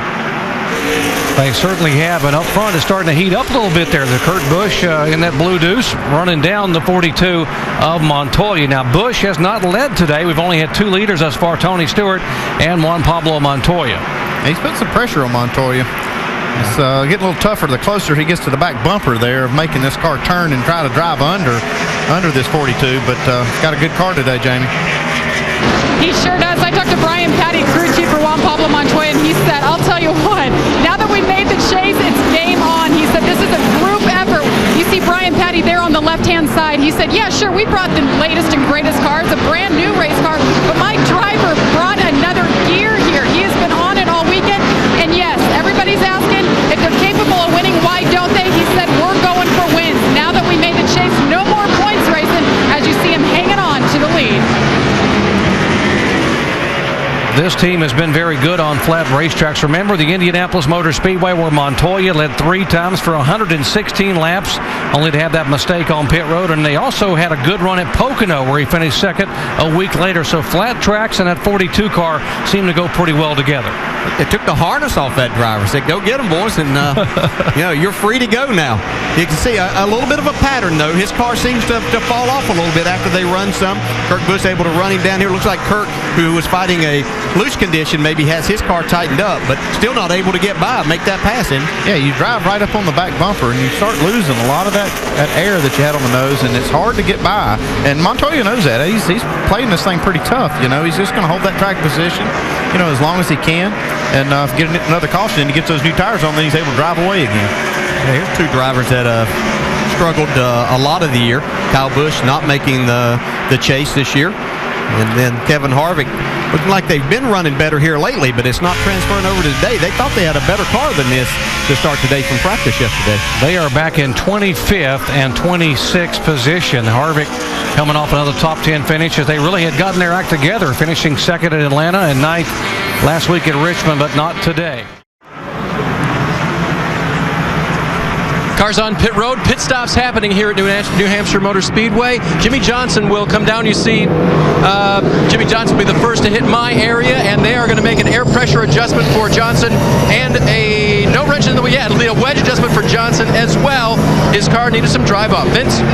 Kurt Busch in the 2 car came into this pit stop in the lead. It's a very small air pressure adjustment and 4 tires. Kurt likes the race car. Jamie?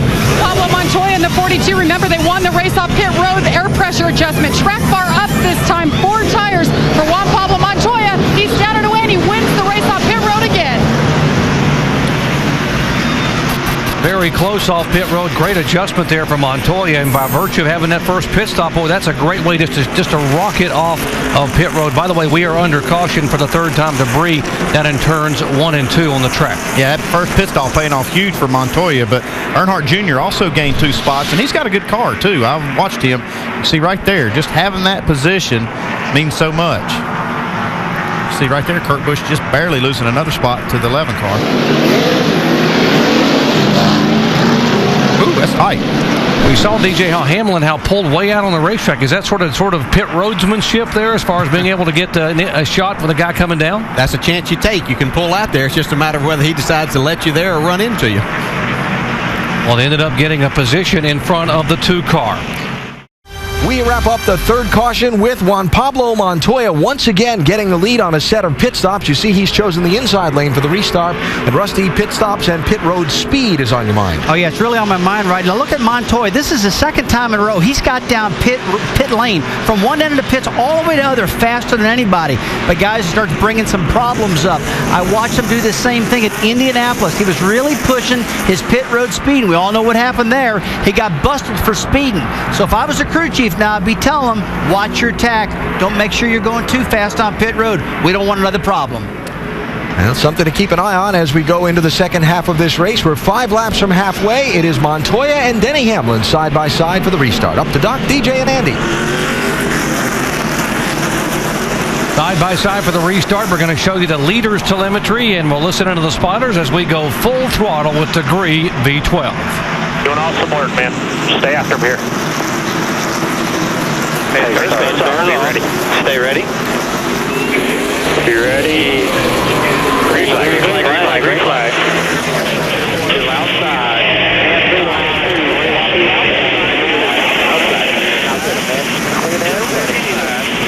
Still even when you're still out there. Still outside. Outside. Still inside. Roger, quarterback. Still inside, quarterback. Still inside. Still inside. 33 outside. Contact out of turn 4, Montoya and Hamlin, and they are still side by side coming down on the restart. They're beating and banging right here through 3 and 4. Yeah, Denny wanted those 5 points, but Montoya wouldn't let him have it there. Hamlin will be credited with leading a lap. Montoya was the leader on the restart, and now Hamlin pulls ahead. Junior coming up on the outside of Montoya now.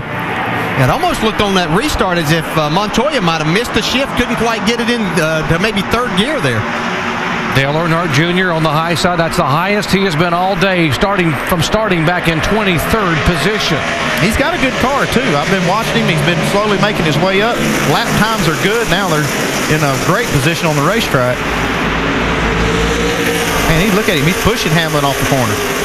Looking for a hole. Yeah, he has the car to go right now. He just doesn't have anywhere to take it.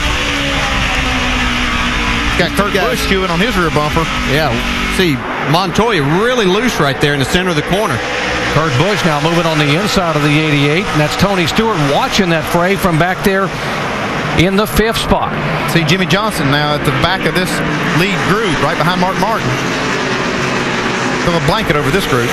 Here comes Montoya again. He knows his car's been the very best on these fresh tires. He wants to get it back out in that clean air. Made an air pressure adjustment on Montoya's car. He's really pretty good here between turns 3 and 4. Now watch him get on the throttle. Kurt Busch and Dale Earnhardt Jr. really going at it. Now that opens the door for Tony Stewart down the inside. He thinks about it for a minute. Here comes Mark Martin. We are just past the halfway point here in New Hampshire. Race number 1 in the chase. Lots of laps to go, and up front they are battling like it's the final 5 laps of the race. Boy, the intensity level really is high with Montoya. It looks like he really wants this league back. He wants to lead the most laps and try to get the most points out of here. But he knows and what's been happening to him previously is he's been able to jump out to almost a 2-second lead. Then they run him down. He settles into about second. Right now he's not able to get out there and get that lead. So that would concern him as to how far he may drop back if his car's going to do the same thing. See him battle back again. Got a good run this time. Man, wheel to wheel down the backstretch. Comes off the corner. Great. Great side-by-side action. Now see if Montoya can get back in the throttle again early out of turn 4, which has been his strong suit thus far. He used a lot of discipline getting into turn 3, Montoya did, so he could try to get that run off. And how good's Denny Hamlin's car? Stay on the outside here? Be able to battle Montoya wheel to wheel. Denny Hamlin, the only Joe Gibbs car in the chase. Montoya, the first foreign-born driver to ever make it to NASCAR's postseason. He's got a good run this time, Montoya does. He's going to get, oh man, just barely clear Hamlin. Hamlin will try the crossover move, DJ, try to go back under him. Yeah, but I don't think he's going to have enough for Montoya. He's got that clean air now. You can see Denny gets in a little bit hard and a little bit low and drags that splitter. We'll see Montoya jump back out. Man. Clear by 3. Yeah, you see that smoke coming out of there. We see that a lot of times from the Gibbs cars. We have to speculate a little bit that it's probably the splitter, but sometimes we see it coming out the exhaust. I don't really know exactly what all that is, but you see that time it looked like he was driving in the corner just a little bit hard. The splitter did hit the ground and causes that smoke. You would think as much as they were running side by side, the cars running 3rd, 4th, and 5th would have caught them, but they actually pulled away from Dale Earnhardt Jr. and Kurt Busch somewhat. It shows just how good these cars are. We get back here with Brian Vickers. You might have seen in the ticker there that he'd fallen back. He had a problem in the pits. They had to back up and put a lug nut back on. So it's unfortunate that it happened to him. He went in 12th and came out back about 26th. Trying to battle his way back now. Has a really good race car. It's hard to make those spots up here, though. Yeah, it is. I guess if you're going to have a problem like that, it's better today than last Saturday night at Richmond, huh? Oh, I guess. Yeah. On the restart, he had slid back to 30th position, so now the 83 car is picking him off, getting back up to 22nd or 23rd right now. He still has a long time in the race, so he has a lot of time, but you just can't make that much of it. These cars are so equal out here, unless you just have a superior car. And even when you have that, we saw Tony Stewart fall back to 5th a while ago, who seemed to have a really good car. Brian Vickers makes up another spot there with Sam Hornish Jr., but it really makes it hard. Brian's doing a nice job. In front of them, David Reagan, the 6th car, and Kevin Harvick, they are battling side by side, or were battling side by side for 20th spot.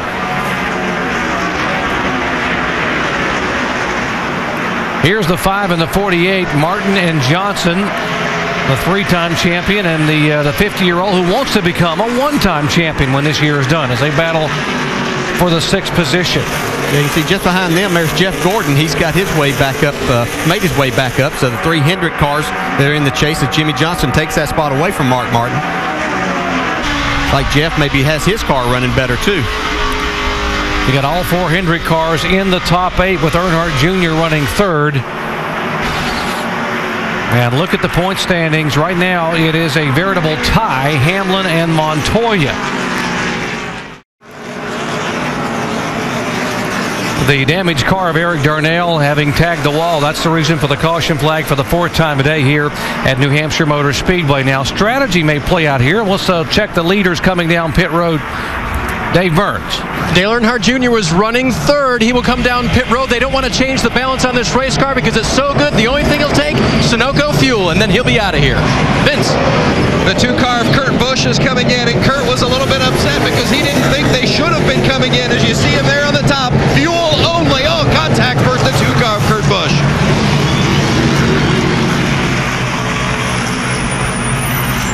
Juan Pablo Montoya says he's turning better. His right side's only in fuel, and he lost the race off pit road, guys. So a hectic pit stop there. The 6th car of David Reagan actually spun around backwards there. He is sitting backwards on pit road. He is, but he's in his pit box, so they go ahead and service the car. And now he's got to figure out how to get back out. Needs to make a 3-point turn here, maybe. No, here we go. That's how you do it. He was waiting for all the traffic to pass. David was actually on the lead lap, being shown in 16th position, and will stay there because of the caution flag in spite of the incident on pit road. This is what happens, yeah. Guys just getting fuel, Andy. Yeah, Pretty Kurt crowded Busch, pit road. Just a gas and go. Oh, man, I tell you what, that caused some damage to the Kurt Busch's car. But he did. He popped that 6 car right in his pit stall. But it could be damage. That's crew chief. That's a call, really, that he has to make. Him or the spotter one has to be helping the driver out of there, because you really have a hard time seeing out of the back of these cars. See, oh man, that was a pretty hard lick. Man, like a Joey Chitwood move for the 6 car coming in his pit stall. Amazing. Like they never told him. Amazing someone did not get hit on pit road. Working caution. Back with a restart here in New Hampshire in just a moment. Under caution here for the 4th time today. We mentioned that the 96 car had an incident on the racetrack. Eric Darnell making only his 2nd ever Cup start. Here's what happened. See, down into turn 1. He gets clipped by the 09 there. See coming out right behind him. That's Eric Almirola. That's the reason for the spin and the caution flag. We mentioned that a number of the cars came on the pit road. The top 6 cars stayed on the racetrack. That's Stewart, Johnson, Newman, McMurray, Bobby Labonte, and Matt Kenseth stayed out. Dale Earnhardt Jr., the first among those that went in and pitted during this caution flag. This is really going to be interesting to see here now. Montoya having the fastest car, but he's way back in that 12th spot in this restart. A moment ago, the 77 car, Sam Hornish, had the hood up on pit road. They have pushed that car back to the garage area, and they have also taken the 6 car to the garage area. Montoya has tires. Some of these guys don't have anything. Some just got fuel that last time.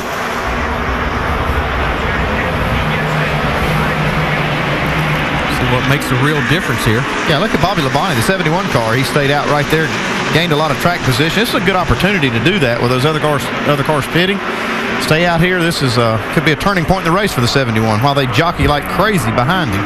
And these other guys, Andy, came in for fuel or fuel and tires because they're in a window now? That puts them in a window, and it's not even out of the question that the cars that did not pit can make it on one more pit stop also. But you saw Junior just get fuel, so you know that he's in his window.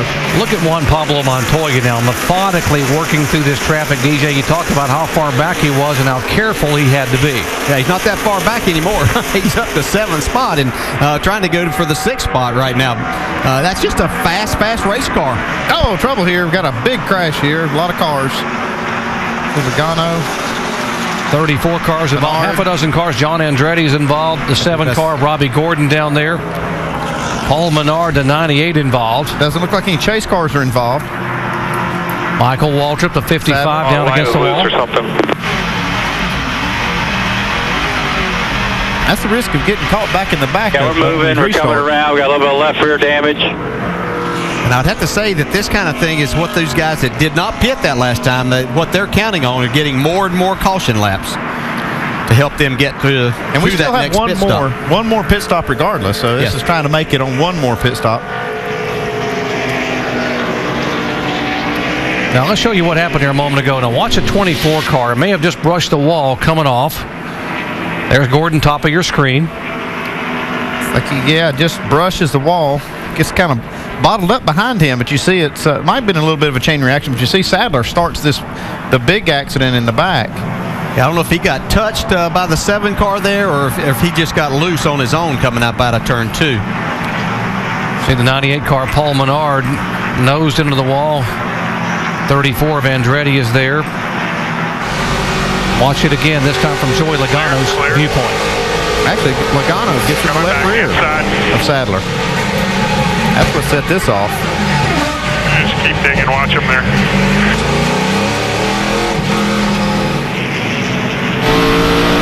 Come back from Michael Waltrip's view, and there is John Andretti. And that's the reason Michael went spinning. He saw everything happening, but got hit in the rear.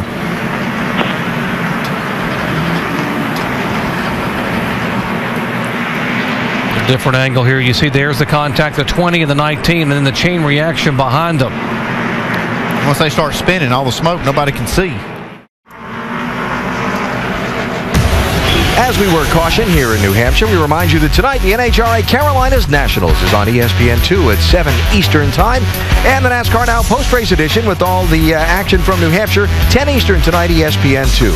Next weekend, it's on to the Monster Mile in Dover, Delaware. The NASCAR Nationwide Series, Saturday afternoon, 3 Eastern, ESPN2.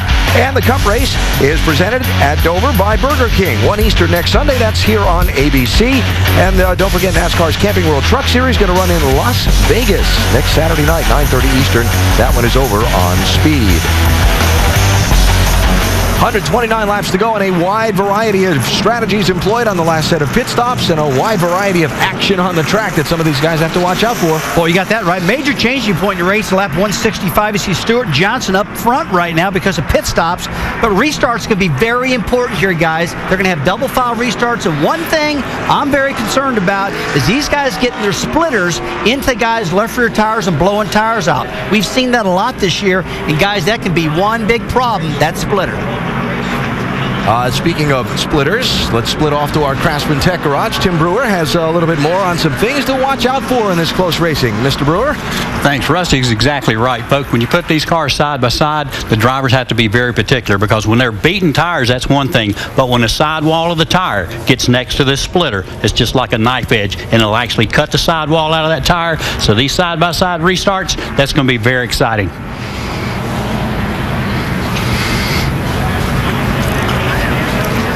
The 2 car, if he's overheating, we actually have a schematic on pit road.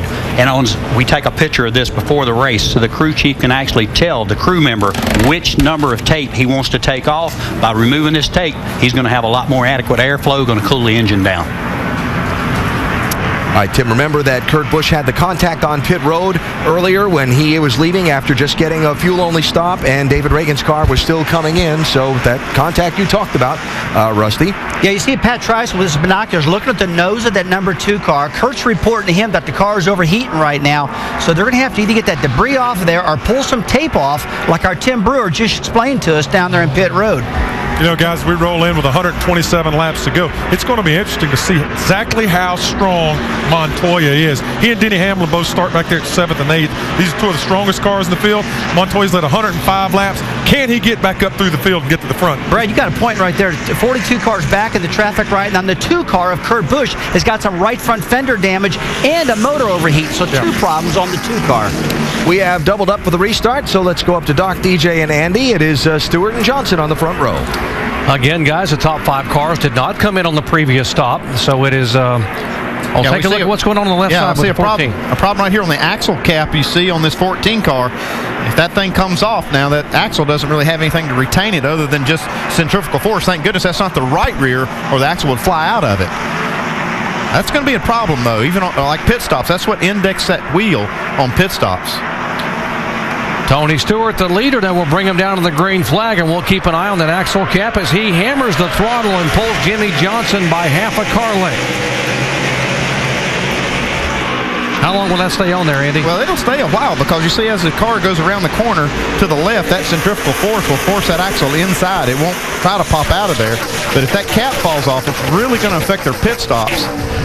That's what indexes that tire. Rewind. Look at Montoya. All the way on the inside of Bobby Labonte's Montoya.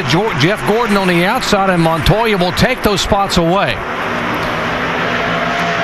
Of the cars that pitted for fresh tires, Montoya and Earnhardt Jr. are now being shown in 4th and 7th position. Earnhardt Jr. in 4th spot.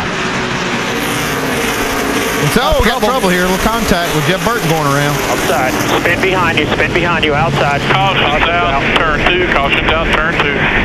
And that is a huge break for Tony Stewart because of the spin there, and a big break for Jeff Burton, by the way. No one hit him in that pack as they were going by. If the crew on the 14 sees that cap, which I have to assume they've seen that, at least from our shot, they need to get that thing replaced. If we go down to the Craftsman Tech Garage, Tim Brewer can show us a little bit more about how that axle cap retains that axle in. Tell you what, Andy, there's 2 kinds of caps. You got a 2-piece cap. You actually have aluminum flange that's the bottom of this that's actually bolted to the drive flange itself. Then the other one, it comes on here and you bolt it on. It's basically for centering the tire. I'm betting that the cap used for centering the tire, it's the one that's loose. But as long as that retainer is keeping that axle in there, it'll keep the car running the rest of the day. So there's the issue we're talking about, left rear tire on the 14, the axle cap. And as long as you heard Tim Brewer say the retainer in place, the axle should stay put, hopefully for Tony Stewart's sake. Here's what brought the caution out. Watch the left side of your screen, 31 car, Jeff Burton. It looked like David Rudeman got a little bit loose trying to get back to the throttle and got up into the left rear, Jeff Burton. Sent him spinning. Didn't get hit.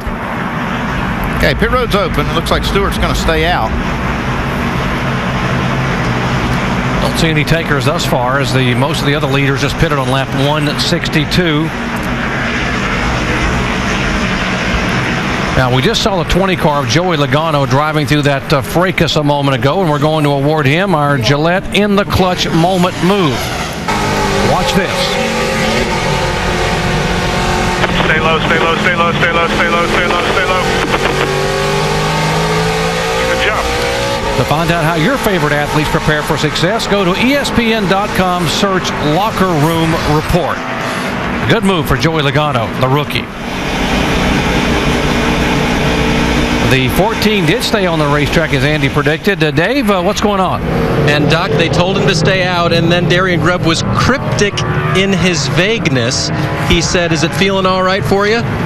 And Tony said yes, and according to the crew that I've checked with, they have not told him what the issue is, so they're going to drive it. They feel like it'll hold.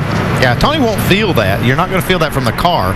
And if it is a 2-piece axle cap, all that really is the indexer for the tire change. So they only have basically one more of those to go before the end of the race. At the New Hampshire Motor Speedway, race 1 of the chase for the NASCAR Sprint Cup has got 120 laps to go when the leaders take the green. So far today, headline stories. Casey Kane, one of the chasers in the garage, an early engine failure. He'll finish this race in 38th position. Kurt Busch, some damage on pit road. Brian Vickers, a problem on a pit stop earlier. Juan Pablo Montoya has been the dominant driver, but pit strategy has shuffled him back in the pack. And it's Tony Stewart, the 14 car, that's the race leader, with the 3-time champion Jimmy Johnson outside of him. As we get set to go green, here are Dr. Jerry Punch, Dale Jarrett, and Andy Petrie. Thanks, Alan. Tony Stewart with a loose axle cap on that left rear tire. We'll keep an eye on that. Right now, he's worried about holding off the 48 car of Jimmy Johnson for the lead. And a moment ago, Sam Hornies came back on the racetrack, came down the backstretch, billowing smoke. Hopefully nothing came out of the Hornies car because he pulled it back into the garage area. See a little contact between Denny Hamlin and Ryan Newman coming off turn 2. See Jimmy Johnson now. He's forging his way to the lead. He's going to get it right here. This would be the first lap today, led by the reigning and 3-time Cup champion. Dale Earnhardt Jr. putting some pressure on Tony Stewart. We all hear that's a 2-piece axle cap on Tony Stewart's car, so it's not a problem for the axle falling out, but it's going to cause him a little problem for his pit stop.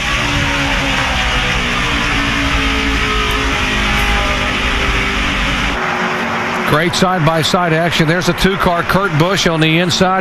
Jeff Gordon trying to go around the outside. And now the 5-car, Mark Martin pulling up, seeing who he's going to follow by. Yeah, and right behind him is Greg Biffle, whose car was really not good. He was within about 3 seconds of getting lapped on that first run early. We see him 3 wide here now. Man, look at Montoya on the inside. Very aggressive today, Montoya. That is 5th, 6th, and 7th, and Montoya said they're going to turn him loose here in the chase, and indeed they have done that. Montoya takes a spot away from Newman and now tries to hold on the inside of Denny Hamlin. I've always been amazed at how people think, oh, this guy's so aggressive now that we've got it. Well, if he had a car like that all the time, he would want to be that aggressive all the time. So, yeah, you people, I can remember getting that very thing. Well, you are a lot more aggressive today than you normally are. Well, I had a car I could do that with. What's it got, Jamie? Well, DJ, they described this car, Brian Patty did. He said this car is scary fast. And on top of that, keep in mind, watching Juan Pablo make his way through, he is the only one that has fresh rubber on his tires. He took right sides, and all the guys ahead of him, including Denny Hamlin next to him, do not have new tires. 3 wide all over this racetrack, and the 16 of Biffle he will fall back in behind Clint Boyd. There's Carl Edwards in the 99 car on the outside of that battle. That's 13th and 14th. Yeah, Biffle had made a couple of passes on that restart and kind of worked his way up there almost in the top 10. He'd done that on the outside. His car's not performing quite as well right now. 2 Roush Fenway cars side by side, and we told you that they finished 1st and 3rd in this race a year ago, with Biffle winning it and Edwards finishing 3rd. Neither one of them have won a race thus far in 2009.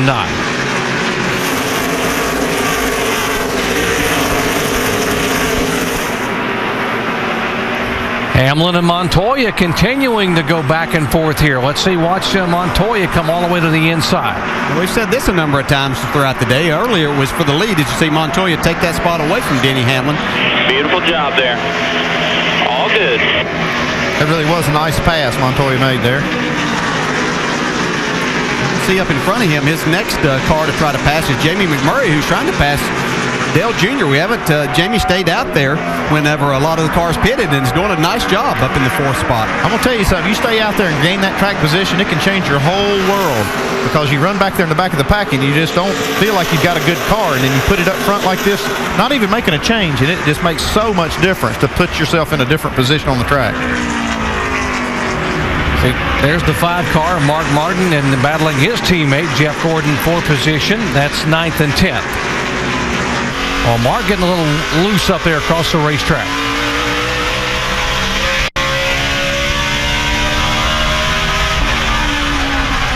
And I want you to look at Jimmy Johnson. He is gone from these guys. He has pulled out to really almost 3 seconds. Who does he think he is? Juan Pablo Montoya here today or what? There have been 10 lead changes among 5 different drivers. There's Montoya, the 42 car, trying to go in and take that 4th spot away from McMurray. He indeed will do it. Montoya has led the most laps. He's led 4 times for 105 laps. He was our pole sitter when the day began. In front of him, there's the 88 car. You saw Dale Earnhardt Jr. there and trying to make a move inside of Tony Stewart for 2nd spot. He gets that spot away from Stewart. Hey, look how fast Montoya caught those 2. Yeah. Really solid day for Dale Jr., though. He's driven his way up all throughout the day. Got themselves in a really good position here and a chance to win this race. And as Andy Petrie put it so well, the 48 car has gone. Jimmy Johnson is pulling away. Dave. And the scary thing is that he thinks this team is stronger than it's been in the past. Yeah, the past 3 championships, and I confirmed that with his crew chief, Chad Knaus, this morning. Chad said, you know what, performance as a whole, sometimes it's been bad, mostly it's been very good, but was over 1,200. Their first championship season, all season, it was under 900, and the last two championship seasons up to this point, they hadn't even got to 1,000. So they've led laps, they've run strong, and so has Montoya under the 14 car. Montoya just picking them off one by one underneath the 14 car of Tony Stewart, Dave, and now he takes that spot away. Montoya up to third position. Caution at New Hampshire, the 12 car of David Stremme had a little contact on the racetrack and hit the wall with the right rear of his Dodge. And here come the leaders, Jimmy Johnson, Earnhardt and company, single file down pit road. Dave Burns.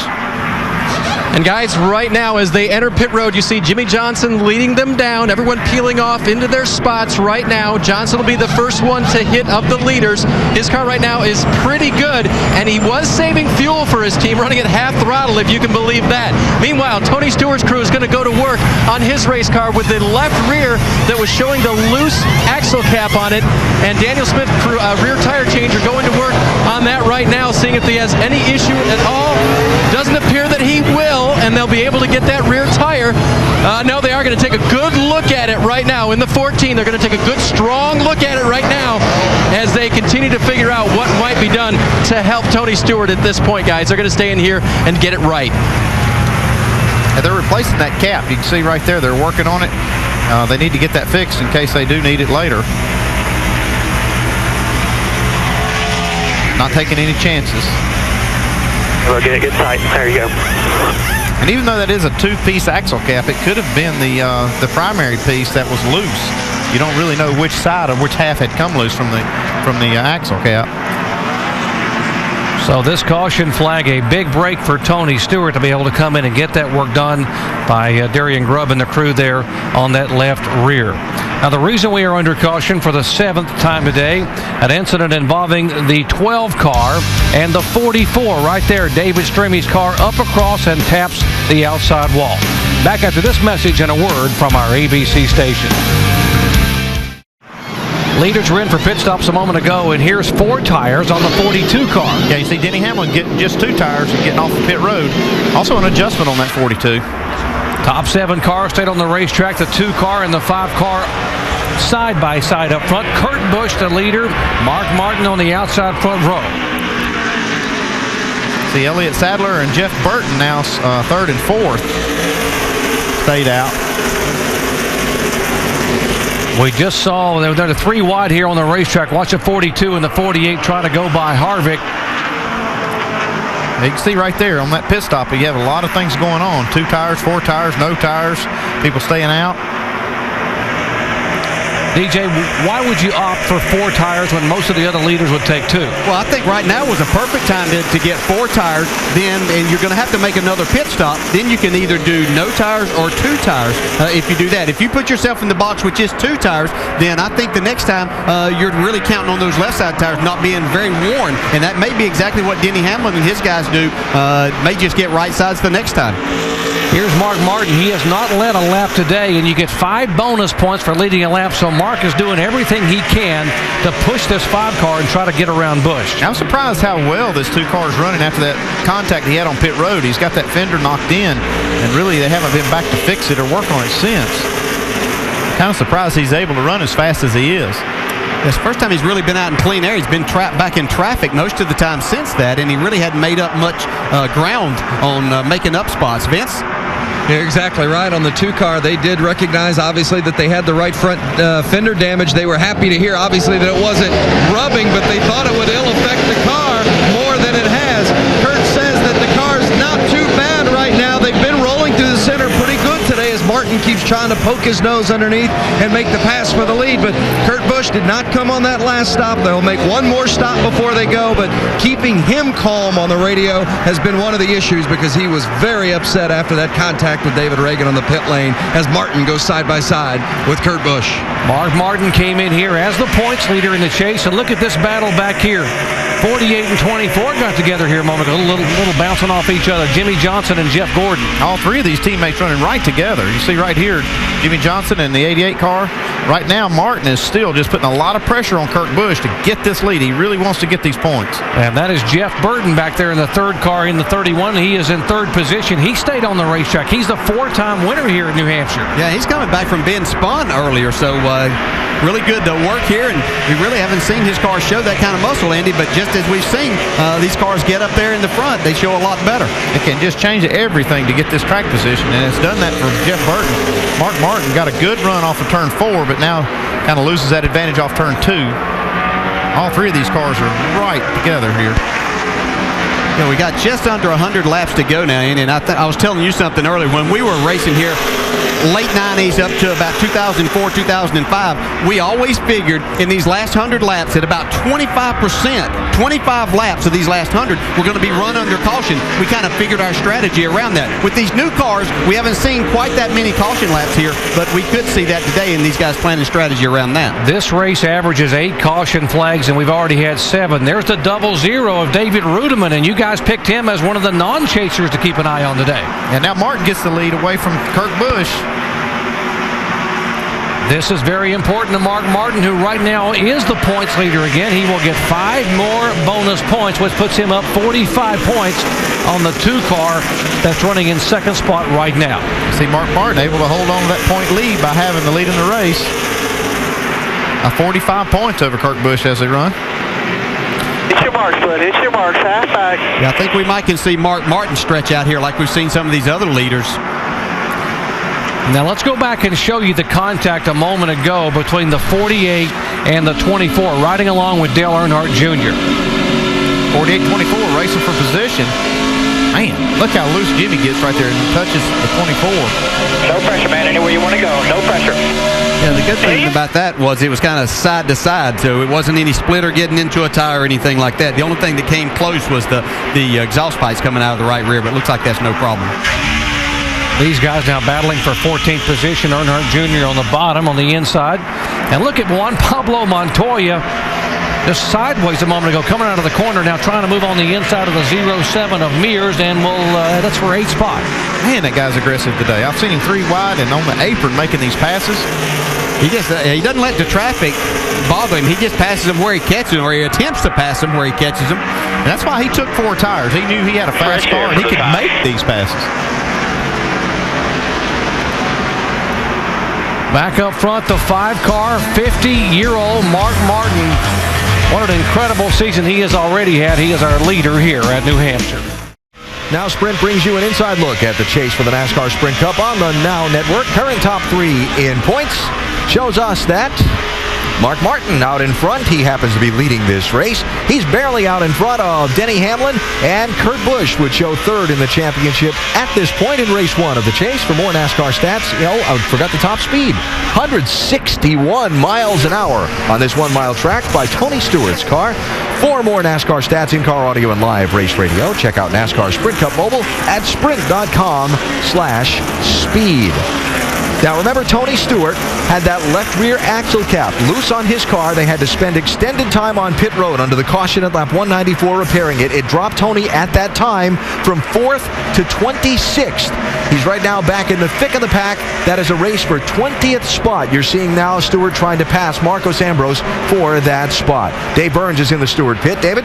Darian Grubbs, the crew chief. Darian, did you guys see any further damage under the axle cap you replaced? It was just somebody missed their checklist item and left some bolts loose. What do you think you can salvage from today? Hopefully still a win. Wow, they're still thinking win, guys. I remember when we talked on NASCAR Countdown earlier today, Rusty and Brad, about the 14 team and could they flip the switch and turn things back on. Little mistakes was one of the things that Darian Grubb had talked about was hurting them these last 3 weeks. There was another one. Yeah, exactly right. We talked earlier about not having any mulligans allowed, and he can't have a mulligan right now. But I will tell you, that was a good move for him coming out pit road and fixing that problem right there instead of sacrificing that it might stay on. He's probably going to get a good finish by doing that. I believe that was a smart move, Brad. Yeah, I agree with you, Rusty. And noticed that when Denny Hamlin got into him about 30 laps ago, it knocked Tony Stewart's momentum way back to the side. It's like he almost lost momentum there. Then they had the problem. He's got a combination of things, but he can still salvage a great finish today. So Mark Martin has moved out to a 1.1 second lead over Kurt Busch right now. Martin and Busch among the drivers who did not pit under the last caution. And as we go back upstairs to Dr. Punch, Dale Jarrett and Andy Petrie, another race for position here to keep an eye on. This 5 team as well as the 2, have they put themselves in a little strategy box? Andy, what do you think? Looks like they're going to have to pit, next 20 laps or so? Yeah, they're going to have to pit. Everybody has to make one more pit stop, but what Mark Martin didn't want to see is have to make his under green. That would kill his day for sure. So he's counting on what Dale said is we're going to run 25% of these last 100 laps under caution.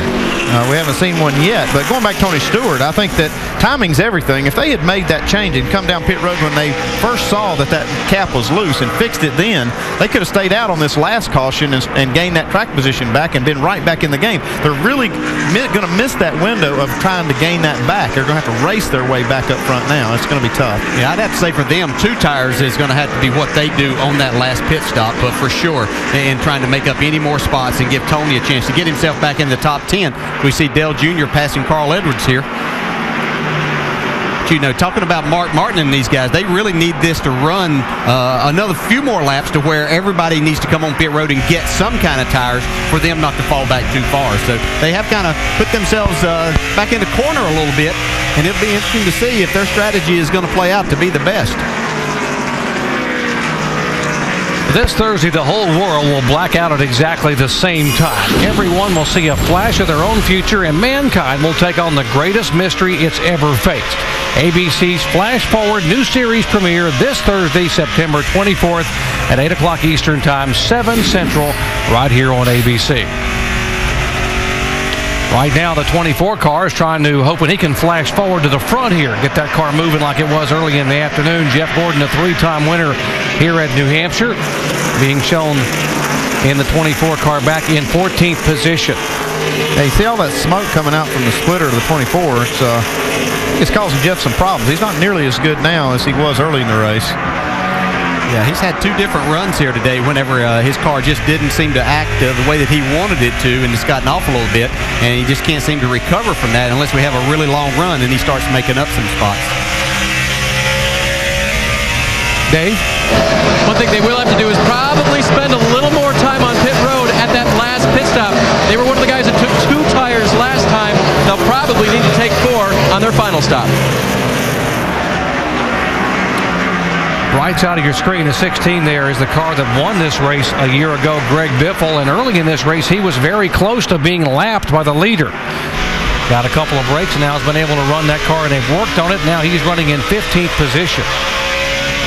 Yeah, it's not the day they were looking for, but they're by not any means taking themselves out of the championship hunt by having a 15th place run. So they have rebounded. He was back in 25th, 26th spot, and so this is definitely an improvement, but certainly not what Greg Biffle was looking for. He thought they could come here and challenge to win this race.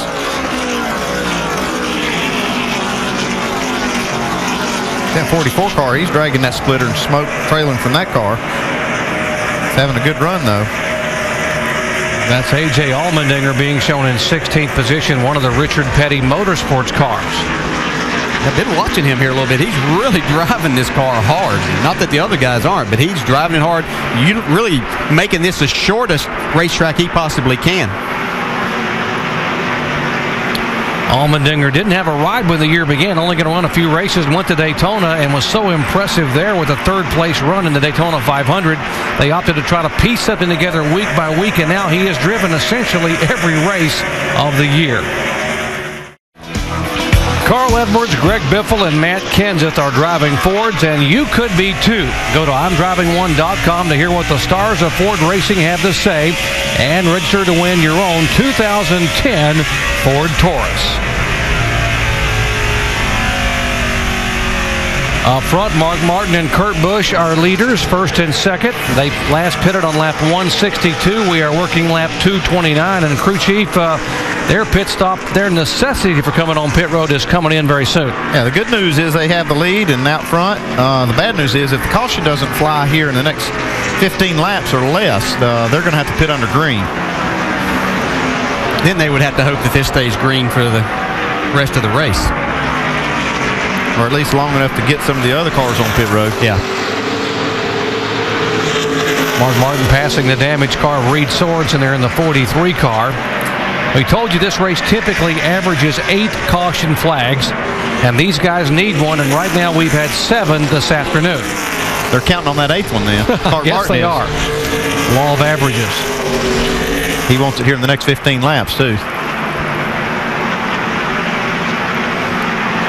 Mark Martin came out of retirement after 2 years running a partial schedule to drive for Rick Hendrick this year. Said he wanted to win a race, hadn't won a race in almost 3 years, and snapped a 97-race winless streak by winning at Phoenix. Has now 6 poles and 4 wins in 2009 and came into the chase as the number 1 seed. More on the 5 car. Jamie. Well, I talked to Alan Gustafson, his crew chief, earlier, and he told me, obviously this track isn't Mark Martin's strong suit. He said, we're going to have to let strategy play into our hands because qualifying wasn't great. They ended up qualifying 14th, so it played into their hands. So far, so good. They pitted, like you said, on lap 162. They took right sides only. Look for Mark Martin to pit around lap 245. They're 10 away. That's what they're saying on the radio right now. Thank you, Jamie. So laps are clicking away, and they are hoping and praying for a caution flag. So why don't we get you up to speed on some of the other drivers back in the pack, starting with Tony Stewart, who's back in 19th. Dave.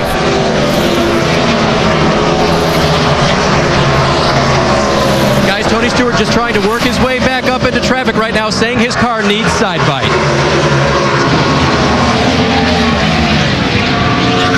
The 47 car of Marcos Ambrose has been a work in progress throughout the course of the day. It was much too loose early on in the run, but it's starting to get a little bit better. Ambrose currently running 22nd, currently running 20th as he tries to fend off the car behind him, the one of Martin Truex. Shannon? Martin Truex Jr. said the car has been good all day. It's track position that he's battled the most. Guys, I told you earlier in the race, this team has really struggled with being there at the end. Crew chief told me this morning that is what we need to work on in the next 10 races. Staying focused and just making it to the end of the race. Vince? The 83 of Brian Vickers, they are the team that made the charge to the chase. 12th or better the last 9 races, including a win in Michigan. Their confidence has been high, but they knew this would be a difficult track for them. They've struggled through the weekend, and they also had a bad pit stop today, which has cost them a lot of track position. Shannon? Vince, we've spoken about it all weekend long. The feel-good story of the weekend, Bobby Labonte in the number 71 car. They had last-minute funding that allowed them to finish this race here today. He's got 5 more races with this team. Finishing out the season, he said his main goal is just to have fun. Behind him, the 20 of Joey Logano, your June winner. Crew Chief Greg Zipadelli told me this morning it's been a little bit tough to return here because we're really not in a rhythm, and everyone expected us to do well here. In fact, Joey put the pressure on himself, so I think he tried a little too hard, maybe overdrove some corners, and really haven't been able to find the setup on this car. Jamie? Kevin Harvick in the 29 car started 12th. They said they were going to race like they were in the chase. They expected this car to be a lot better, but as soon as the race started, Kevin Harvick said this car is nothing like it was yesterday. It was hopping all around the racetrack. They tried to gain track position by strategy. They pitted on lap 194, took 2 tires. That's not helping a lot, Shannon. He's hanging in 25th spot. Jamie, Matt Kenseth and this 17 team, what a struggle this race has been. From the minute that the green flag dropped, they've also had some brake problems. They've bled all of the brakes and have not been able to figure out what it is. Drew Blickensterfer told me today that this team is the lowest that it's been all season long. They're trying to get back to what they had at the beginning of the season. Dave? You realize John Andretti's making his 383rd start today. It's been a decent day for him. Running kind of in the back of the pack, but just a little tight in the center. Running with air pressure, messing around with them just to try to fix it up a little bit. But not too many changes on this race car all day. Shannon? Tight, tight, tight has been the word out of the 12 camp. David Stremme started this race. He was so strong, you guys, in the top 10 the entire race. He did have that contact with the wall earlier. Right now, just trying to hang on. This should be the final stop of the day if we stay green. Jamie. It should be, and Mark Martin has not said anything on the radio about this car, so Alan Gustafson made the call. No changes. It's going to be 4 tires, Sunoco fuel for this 5 car, guys. It played into their hands. Pit strategy early on. We'll see what's going to shake down here as this could roll the dice a little bit, staying on the racetrack, hoping to get a caution flag. All the way.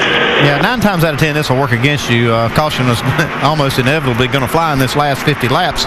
But if it doesn't, he's still going to be fine, and all the other cars make their pit stop. It should put Mark Martin in a really good position right here. Although he did get 4 tires, we'll probably see other cars on the lead lap just get 2, which will gain them some time on the racetrack.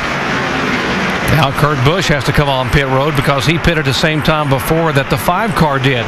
How much longer are they going to leave him out there with the tank running on fumes? Well, they'll push it as far as they can, just in case that caution does come out, because it's going to hang them down if it does. So they'll push it. They don't want to run it out of fuel because that'll kill your whole race. Yeah, a couple of others in the top 10. Jeff Burton, who's in 3rd right now, David Rudiman in 6th, and Elliott Sadler in 8th. They're also going to, on that same strategy, they're going to have to be hitting pit road here before too much longer. Yeah, those other cars, Jeff Burton and Sadler, they have about 15 laps more that they can run than the 2 and the 5. They last pitted on 162, the 2 and the 5. The other cars pitted on 177. You can see Hamlin here has got some fuel to go. So does Johnson. They pitted on lap 194. So if you're Kurt Busch or Mark Martin just pitted, you're hoping and praying that we stay green and everyone has to pit here under the green. Shannon. Well, right now you see that 19 car on the left side of your screen. Elliott Sadler started this race 35th. He's finished 21st or worse the last 8 races. His guys are going to work on that 19 car. It has been pretty good. It's just track position that's killing him. Yeah, it's been one of the better races for Elliott and this race team. They make a good pit stop, and it's amazing when you run good how your pit stops get better too. So it's been a pretty solid day for him.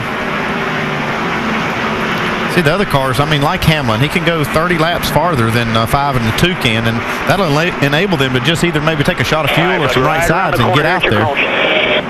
Here comes Kurt Busch. 5100 at the line, 51 right here. That is 45 miles an hour, and the last thing you want right now is a speeding penalty here with just a little over 50 laps to go.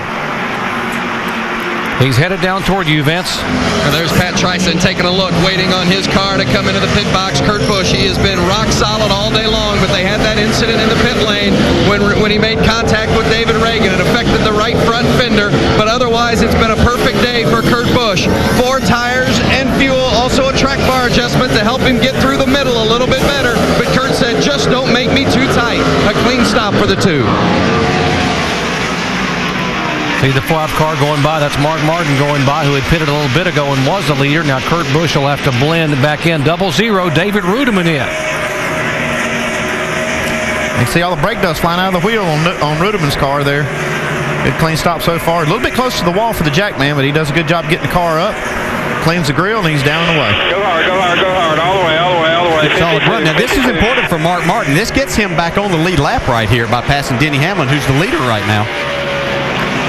Hamlin still has to make his pit stop, and of course Mark Martin is hoping that we stay green, and everyone now on the lead lap has to pit under green. I'll tell you why this is important too, because now if the caution flies, Denny Hamlin is going to have to make a pit stop because he needs one more before the end of the race. And if that happens under caution, Mark Martin's going to stay out, and he'll actually gain that spot back from Hamlin. Yeah, he could be the leader. Jeff Gordon in today. Before the round of pit stops, Jeff Gordon was running in 14th, and the car has gone away. Remember how he thought they could get it right with just a minor adjustment? They don't have it right anywhere right now, according to Jeff. Big changes for him. Chassis and air pressure as well for Jeff Gordon, but it has really gone away from him. Not happy at all, especially with the drive off of the car. Very tight in the middle of the corner, too. I can't stress enough how important that was, Mark Martin making that pass. That puts him in a great position now.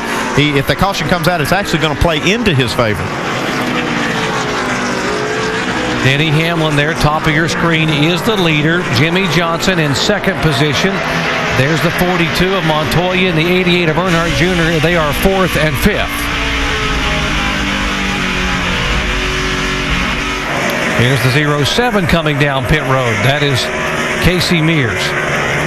You can see the 2 car in that shot there. He is about a whole corner behind Denny Hamlin, so you can it shows you the importance. Mark Martin obviously did a great job getting on and off of pit road, and his pit crew doing a good job of getting him in the position to where he could go. Well, look at Kurt Busch running the apron, trying to get by these guys that don't have as good of tires as he does.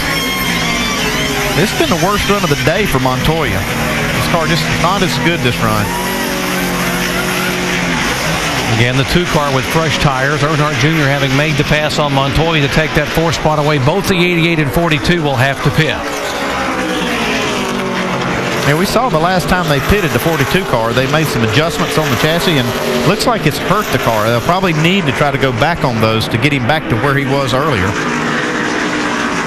31 car of Jeff Burton, who was running in 3rd place. Shannon. Well, Jeff Burton has been very quiet on the radio. Once he got that track position, guys, he maintained it.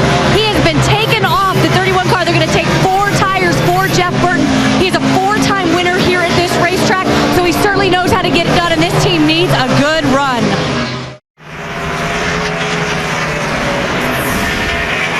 Denny Hamlin, the leader here in the Sylvania 300 at New Hampshire NASCAR Sprint Cup Series race. He will be on pit road, though, momentarily for what should be his final stop.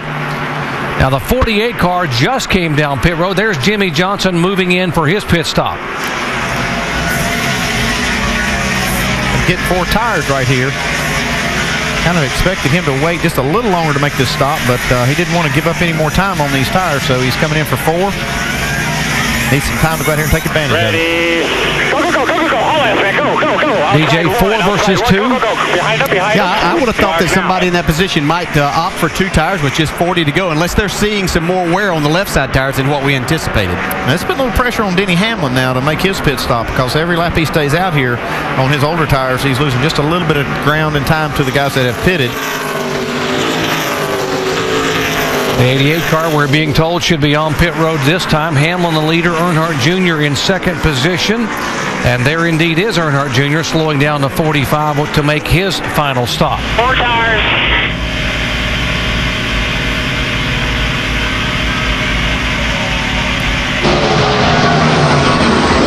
Dale Earnhardt Jr. into the pits now. He said, "What'd you do on that last stop?" Nothing. They kind of laughed about it and said, "Yeah, well, that was a good adjustment. This car has really come around for Junior all day." So on the final stop, they're simply going to put 4 tires on the car, not change anything, send Junior back out, see what he can get before the end of the day. He gave up 2nd place to pit. Every time they don't change anything on that 88, it gets faster. So he has certainly had a good day. Good day for that whole team. Here comes the 42, Juan Pablo Montoya, who, by the way, has led the most laps today and will get the bonus points for being the lap leader of the most laps. His final stop. Let's go down to Jamie.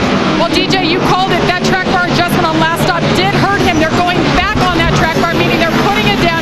See the ratchet go in the rear window there on the right side, tear up on the windshield. 4 tires once again for this 42. They've done it twice in a row now, filling it up with fuel. And there's Greg Biffle on the left side. And the 11 of Denny Hamlin. 4 tires this time. Those left side tires were on for about 125 laps. He needs some help there. You see him working on the left side and tear up on the windshield as well. Fill it up. This will be the last stop for Denny Hamlin, who was the leader coming in. They believe they can make this 2 in a row. This is going to be interesting how this shakes out, though, Doc. 2 in a row. He wanted Richmond and served notice and Victory Lane that they would have something for him with this chase. Here's Jimmy McMurray, who's had a very good run today, on for his final stop. Yeah, as he's doing that, the 48's ahead of the 11 on the racetrack as they came back. Yeah, that's that those few laps he had on those fresher tires that gave him some extra track position. Ryan Newman being shown as the leader. Carl Edwards in 2nd spot. Kyle Busch is 3rd. None of those cars have come on pit road. And now here is the 29 car of Kevin Harvick. Right side of your screen, you see the leader coming down as well.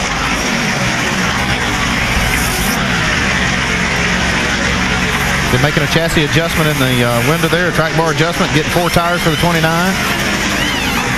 See all the brake dust flying. 2 tires right here, 2 tires. Get the whole can in. It's the 39. Well, with Ryan Newman and his crew chief, Tony Gibson, just had a debate on the radio. Gibson wanted to put on 4 tires, and Newman said, no, we've only got 35 laps. Let's go with 2. No changes, just fresh Goodyears for the 39. I'm surprised we haven't seen more cars taking 2 tires. Me too. I just wonder if there's more. As Carl Edwards leads a lap here gets those 5 points that are very important to him and his championship hopes. I really thought we'd see somebody that got 4 tires the last time they were on pit road opt for 2 tires here and take an opportunity to gain some real time. That is only the 3rd lap that Carl Edwards has led since June 7th. Here's the 1 car, Truex, on pit road for his final stop. Him going for 4 also. I really believe 2 tires would have been the right call here for this team because they were really fighting that track position.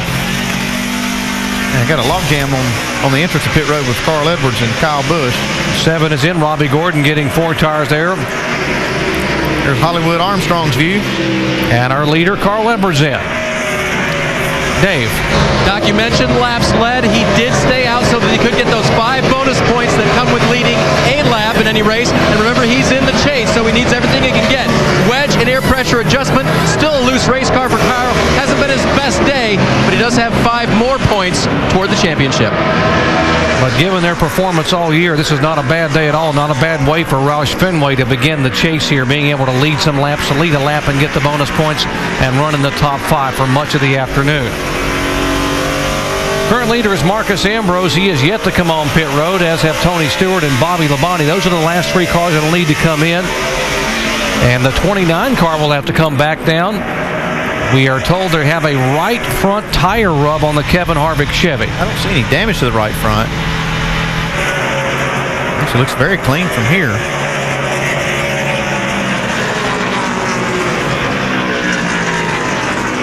Bring him back in and take that right front tire in. Now they're going under the hood. 14 is in. Tony Stewart. Dave. And Tony's going to try to pick up a little track position with only a 2-tire stop. There will be a chassis adjustment. He's had the same problem again as all day. That's drive off, and he drives off pit road with just 2 fresh tires. Harvick still in with the hood up, trying to get that fender or whatever they're trying to pull away. Hold the right front off. It's got some kind of an issue there. Something is rubbing the right front, but it's not the fender. I'm trying to figure out what it is. Go ahead and take that right front tire off. They're looking inside there to see what it is. Marcus Ambrose in. Vince. He was the leader before coming in. The car's a little bit tight. 2 tires, a little bit of wedge. This team's made some significant strides during the season and trying to finish this race strong. Ambrose down, and that means that Bobby Labonte will be the leader here. And Labonte on pit road. We talked about the little engine that could. How about the little NASCAR team that could? Shannon. That is exactly right. In the little NASCAR, that team that could is going to take 2 right side tires only, try to get a little strategy on pit road and get Bobby Labonte some track position. What a great run he has had for a team that couldn't run the race until Saturday, when 7 local sponsors stepped up to help give them enough funding to buy some tires. Well, this whole thing's worked out. It's great for Bobby Labonte, but this whole thing has really worked out for Mark Martin. It's been perfect that it stayed green. He is now our leader. And now here comes Hamlin trying to get this spot back from Johnson. You can see by Johnson, as you said, Andy, he was able to get those fresh tires on sooner, but Hamlin's able to run him back down. He was about a second behind him.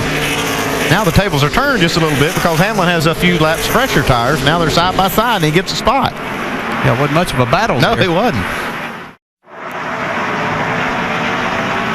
Just told you a moment ago, going to commercial, we've had a caution in the final 25 laps here in 8 of the last 10 races. Well, guess what? We are under caution again here with 24 laps to go. Debris on the racetrack.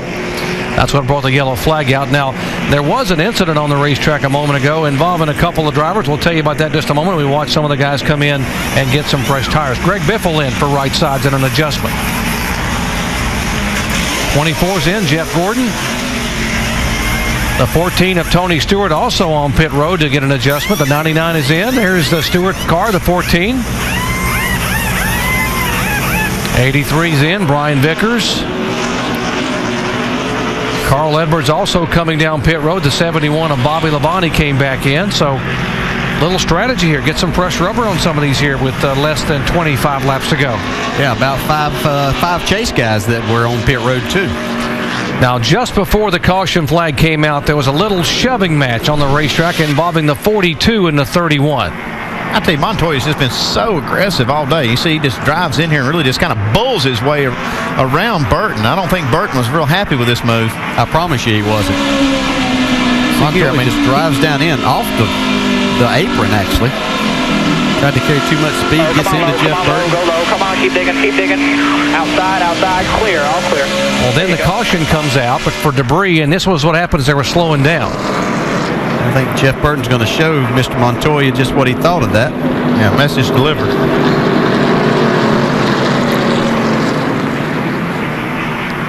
Watch a 14 on pit road trying to get to his pits, and Biffle trying to get in, and, well, that could have been a disaster. Tony Stewart jams the brakes and lets Biffle come across.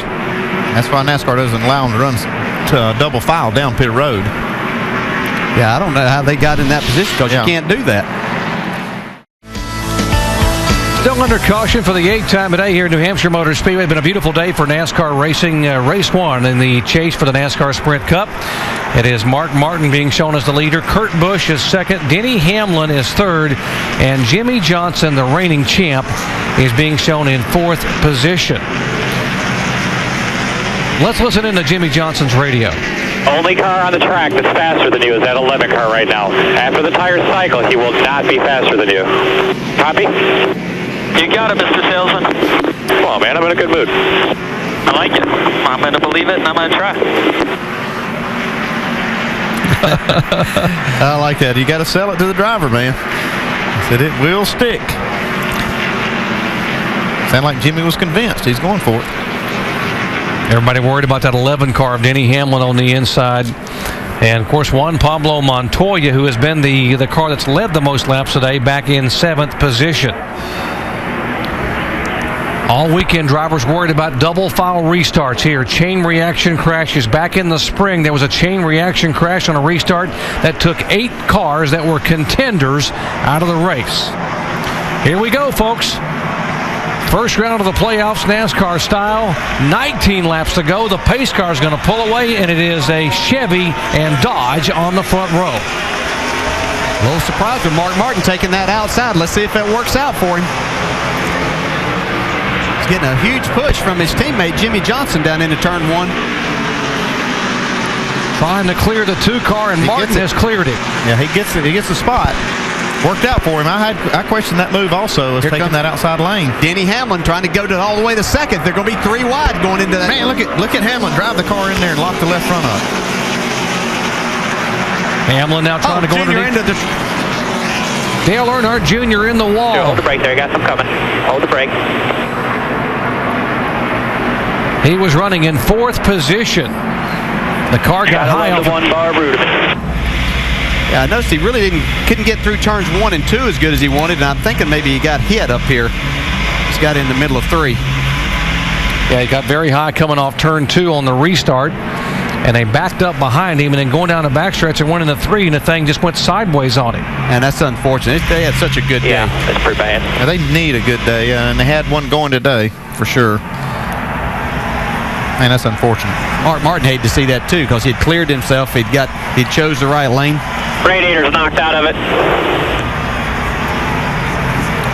See if we can see what happened to the 88 car.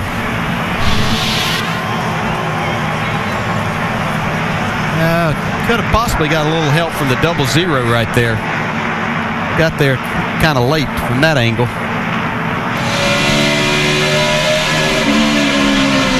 Still inside. It's your door down there. Lock it tight. Oh, yeah. Okay, It looked like Rudiment got loose going into that corner on the inside of the 88. I got turned by 00. Hold the brake there. I got some coming. See, hold the brake. lot going on there. You saw the smoke coming off the 11 from locking the wheels up. And you see them all jammed up, and Rudiment gets into the left rear. There's definitely some contact there. One more angle coming right at you there down the back straightaway.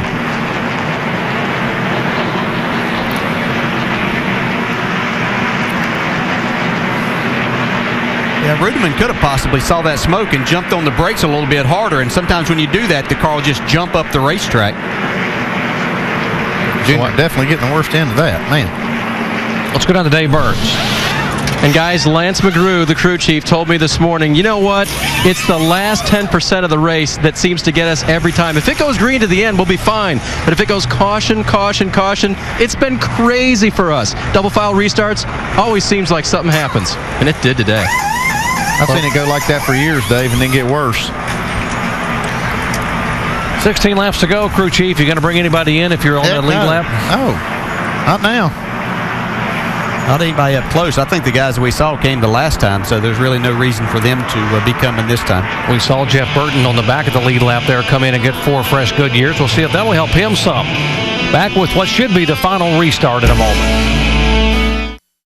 We're about to have a 13-lap shootout to settle race number 1. Championship contenders in the top 5 spots on the racetrack. Mark Martin has chosen the outside lane for the restart. And have we seen the last of the caution flags, and are we going to bend some more metal and wrinkle some more championship hopes before the checkered flag waves? Upstairs to Doc, DJ, and Andy. Final laps of the Sylvania 300. Can Mark Martin once again get that good restart and hold off the 2 car? Green flag, and again Martin will get a shove from behind by his teammate Jimmy Johnson, but the 2 car getting a little bit of a push from Denny Hamlin. These guys are serious right now, boys. Here comes Montoya making it 3 wide on the inside.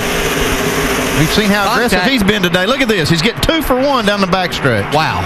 Clint Boyer coming with him. He's on the lead lap, battling for position. Yeah, I thought better of that move, though. He didn't want to affect this chase by trying to do something like that. I'm telling you, Montoya's not done here. He's going for this win. The last 5 races, the races that have been won by drivers getting their first win of the year. Juan Pablo Montoya has not won a race this year. Mark Martin has won, and so has Kurt Busch. Martin's got a nice lead off of turn 2. Good. Yeah, this 42 is awful fast. 12 to go. We've seen him. He has fresh tires. He's the baddest car in town. Nice recovery by Kyle Busch there to get possibly a top 5 finish. He's trying to move on the inside of the 48 spot to take the 48 car to take away the 5th place. Here comes Hamlin for that 3rd spot. See him really drive down in the corner. I'm not sure we've seen our last caution the way everybody's racing all the way back through the field. Hamlin is driving the wheels off of this thing right now. Yep. Look at Tony Stewart. He's recovered and trying to get back toward the top 10. There's the 83 on the inside of the 16. They are battling for position. That's 11th spot. Well, pushing and shoving and running on the apron. Yeah, nice recovery from Brian Vickers, who had that lug nut problem earlier in the race. Put him at the tail end of the lead lap, but he's coming back now. They got 10 laps to go that time by, racing all around the racetrack. Race number 1 in the chase for the NASCAR Sprint Cup. Every position is critical. Mark Martin just ran his fastest lap of the race, last lap. Identical to Montoya's time last lap. See Johnson trying to take that 4th spot away from Kurt Busch there. Kyle Busch has to be very pleased with this race for them today. This is exactly the type track that's really giving them a lot of problems. Elliott Sadler up in the 7th spot. Shannon. Dale, definitely disappointed, already climbed out of your car. We saw the spin, Dale. Can you tell us how that happened? Well, if you saw it, you know what happened. The 00 can't hold his line, went down in the bottom of the corner and lost it, run in the side of my car and spun me out. So I know that he can't hold his line, and I should have known that, but I got to run hard and try to win. Some people you just can't race side by side with. So I'm pretty disappointed. We had a pretty good run. I want to thank my guys and Amp Energy and Mountain Dew and National Guard. We had a real good car, a fabulous car all day long. We were probably one of the best cars here. And working real hard all day, just trying to run best we can. And David just run out of talent down there. Thanks, Dale, guys.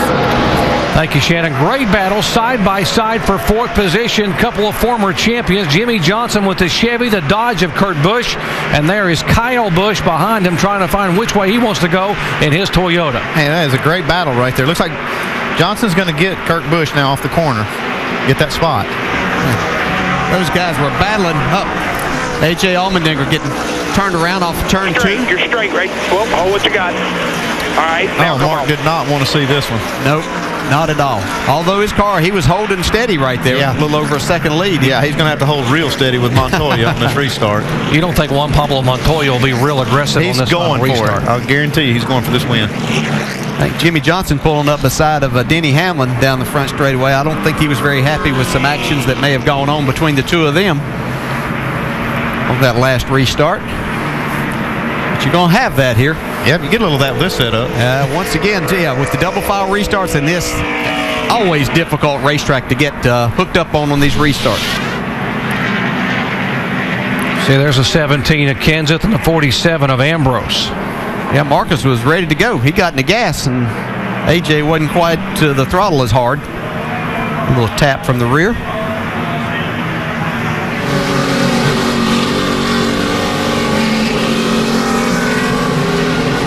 Okay, come on, inside, clear. We don't have to talk about that. That's pretty self-explanatory. So Martin the leader, Montoya, Hamlin, Johnson, Kurt Busch. The top 5 cars are chase contenders. Kyle Busch is 6th, and Elliott Sadler back in 7th spot, having one of his best runs of the year. Let's go down and talk to the crew chief for Mark Martin. Jamie. Alan Gustafson, you told me this morning, being aggressive is not Mark Martin's style. Juan Pablo Montoya is starting next to him, and he's been the most aggressive driver today. What are we going to see on this restart? Well, we just got to do the best job we can. We know we got the best driver out there in that 5's Kellis Parkway Chevy. Juan's got a good car, and Juan's hungry to win, but, Mark's the man to do the job. I'm sure Juan will respect him. They keep giving him shots at us here. I'm about tired of that, but I think we can get it done.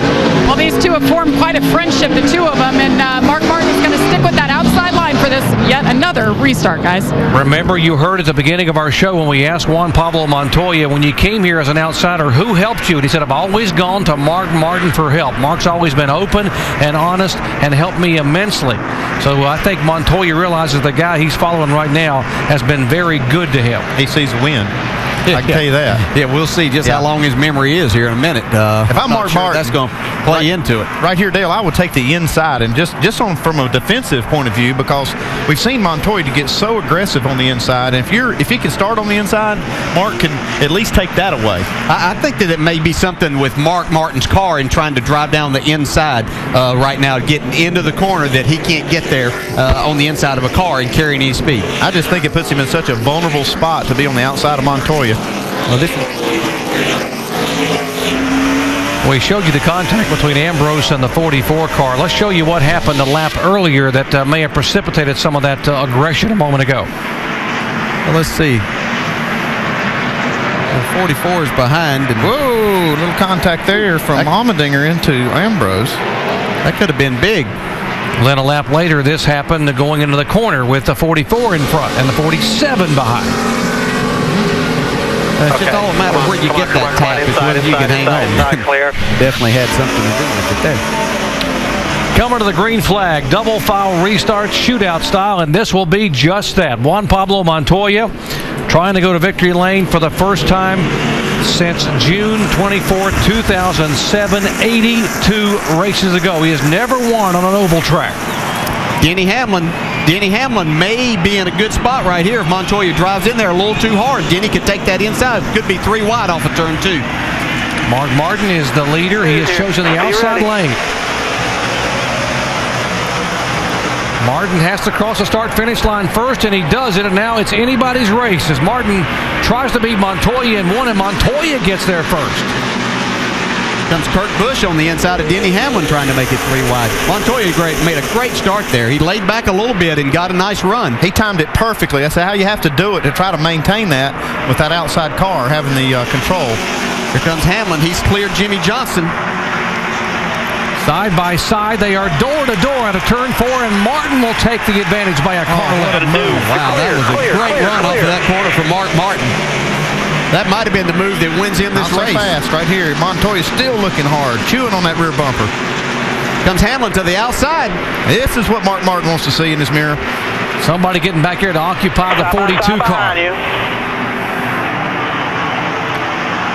Coming down for the white flag this time by Mark Martin trying to hold off and hold on to a 5-car length advantage for the white flag. Martin has never won a race at New Hampshire.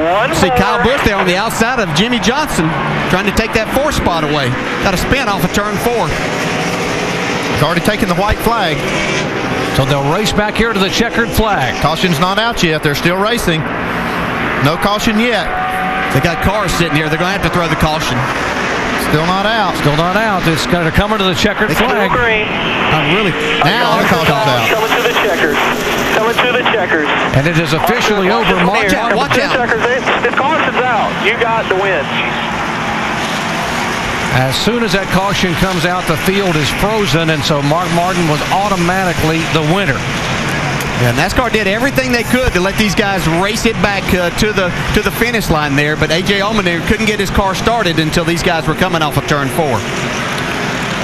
Mark Martin. Baby, you are unbelievable. He really is unbelievable. How good What a you move. are. You know, to hold off Montoya, who has just been the most aggressive, fastest car out there today. I'm speechless. I can't talk right now, boys. Sorry, we'll get it out when you get over here to win it, sir. What? Let's go down to Vince I Welch. remember getting in a long, Alan, another victory for your team. A great way to start the chase. What's going through your mind there, restart after restart? That was tough. You know, you try really hard to keep your emotion out of this. You work so hard, and it's tough when we took a gamble there on the pit strategy, and it paid off. And Mark did an awesome job for us. And then caution after caution after caution came out, and they kept getting shots at us. But how good is Mark Martin? You know, it's unbelievable. This guy's phenomenal, and this race team's awesome. So it's a great start for a chase. Good momentum. We know we got a lot of work to do, but so proud of this team. So proud of all Hendrick Motorsports, Kellogg's CarQuest, everybody who supports this Chevrolet. A lot of fun right now. Mark speaks so highly of the relationship he has with you. What's the key to that relationship and why it works so well? I don't know. I think we're a lot alike. I told somebody one time, you know, I grew up idolizing him, and I think I tried to model myself after him, so it works pretty good now that I work with him. But he's so good, you know. I'm just fortunate enough to be the crew chief of this car and at Hendrick Motorsports with all these guys, and Mark Martin as a driver. Really, really blessed. Alan Gustafson and Mark Martin, a winning combination. A week ago, he became the first driver 50 years of age or older to get into the postseason. And listen to this crowd. Do they appreciate the efforts of Mark Martin or what? Let's go down where Dave is caught up with Juan Pablo Montoya. Well, and it was a great restart and a great race all day, Juan Pablo. What was that final restart like trying to get the win? It was good, you know. Mark just screwed me down there. He stopped the car in the apex, like really in the bottom. I had nowhere to go. I could have pushed him out of the way to how slow he run, but you know, I respect him a lot. So, next time I won't wreck him, but I will bump him. But you know, I'll tell you, everybody in this team keeps doing an amazing job, and we keep surprising people. And it's great to see. You know, I was kind of worried when I was like 12, but I came back strong, and you know, I gotta really trust Brian a little more. Why do you say that? But you know, we were one of the last few cars to pit, and I thought, we're getting beat by everybody. I said, don't worry, we have tires, and he was right. All right, crew chief drivers still getting to know each other and real close to a win today, Doc. Montoya equals his best finish of the year, second here, and the first ever top 10 at New Hampshire. Well, the chase continues. There are 9 races remaining, and what a chase this is going to be, folks. You like that? Join us next week, Dover, Delaware, Kansas, all the way down to the finale at Homestead Miami Speedway. And I'm not going to believe what Dale Jarrett said is true. We get to Homestead, we could have 6, 7, or 8 guys possibly running to win that championship. Well, we got a lot to look forward to, and if the rest of the 9 are like this race right here, man, this is going to be a lot of fun. What a great job by Mark Martin, though. And Kyle Busch came home to finish 5th. These guys did a good job today for them, not being in the chase, but really made a nice comeback. Let's go down to our Degree V12 victory lane.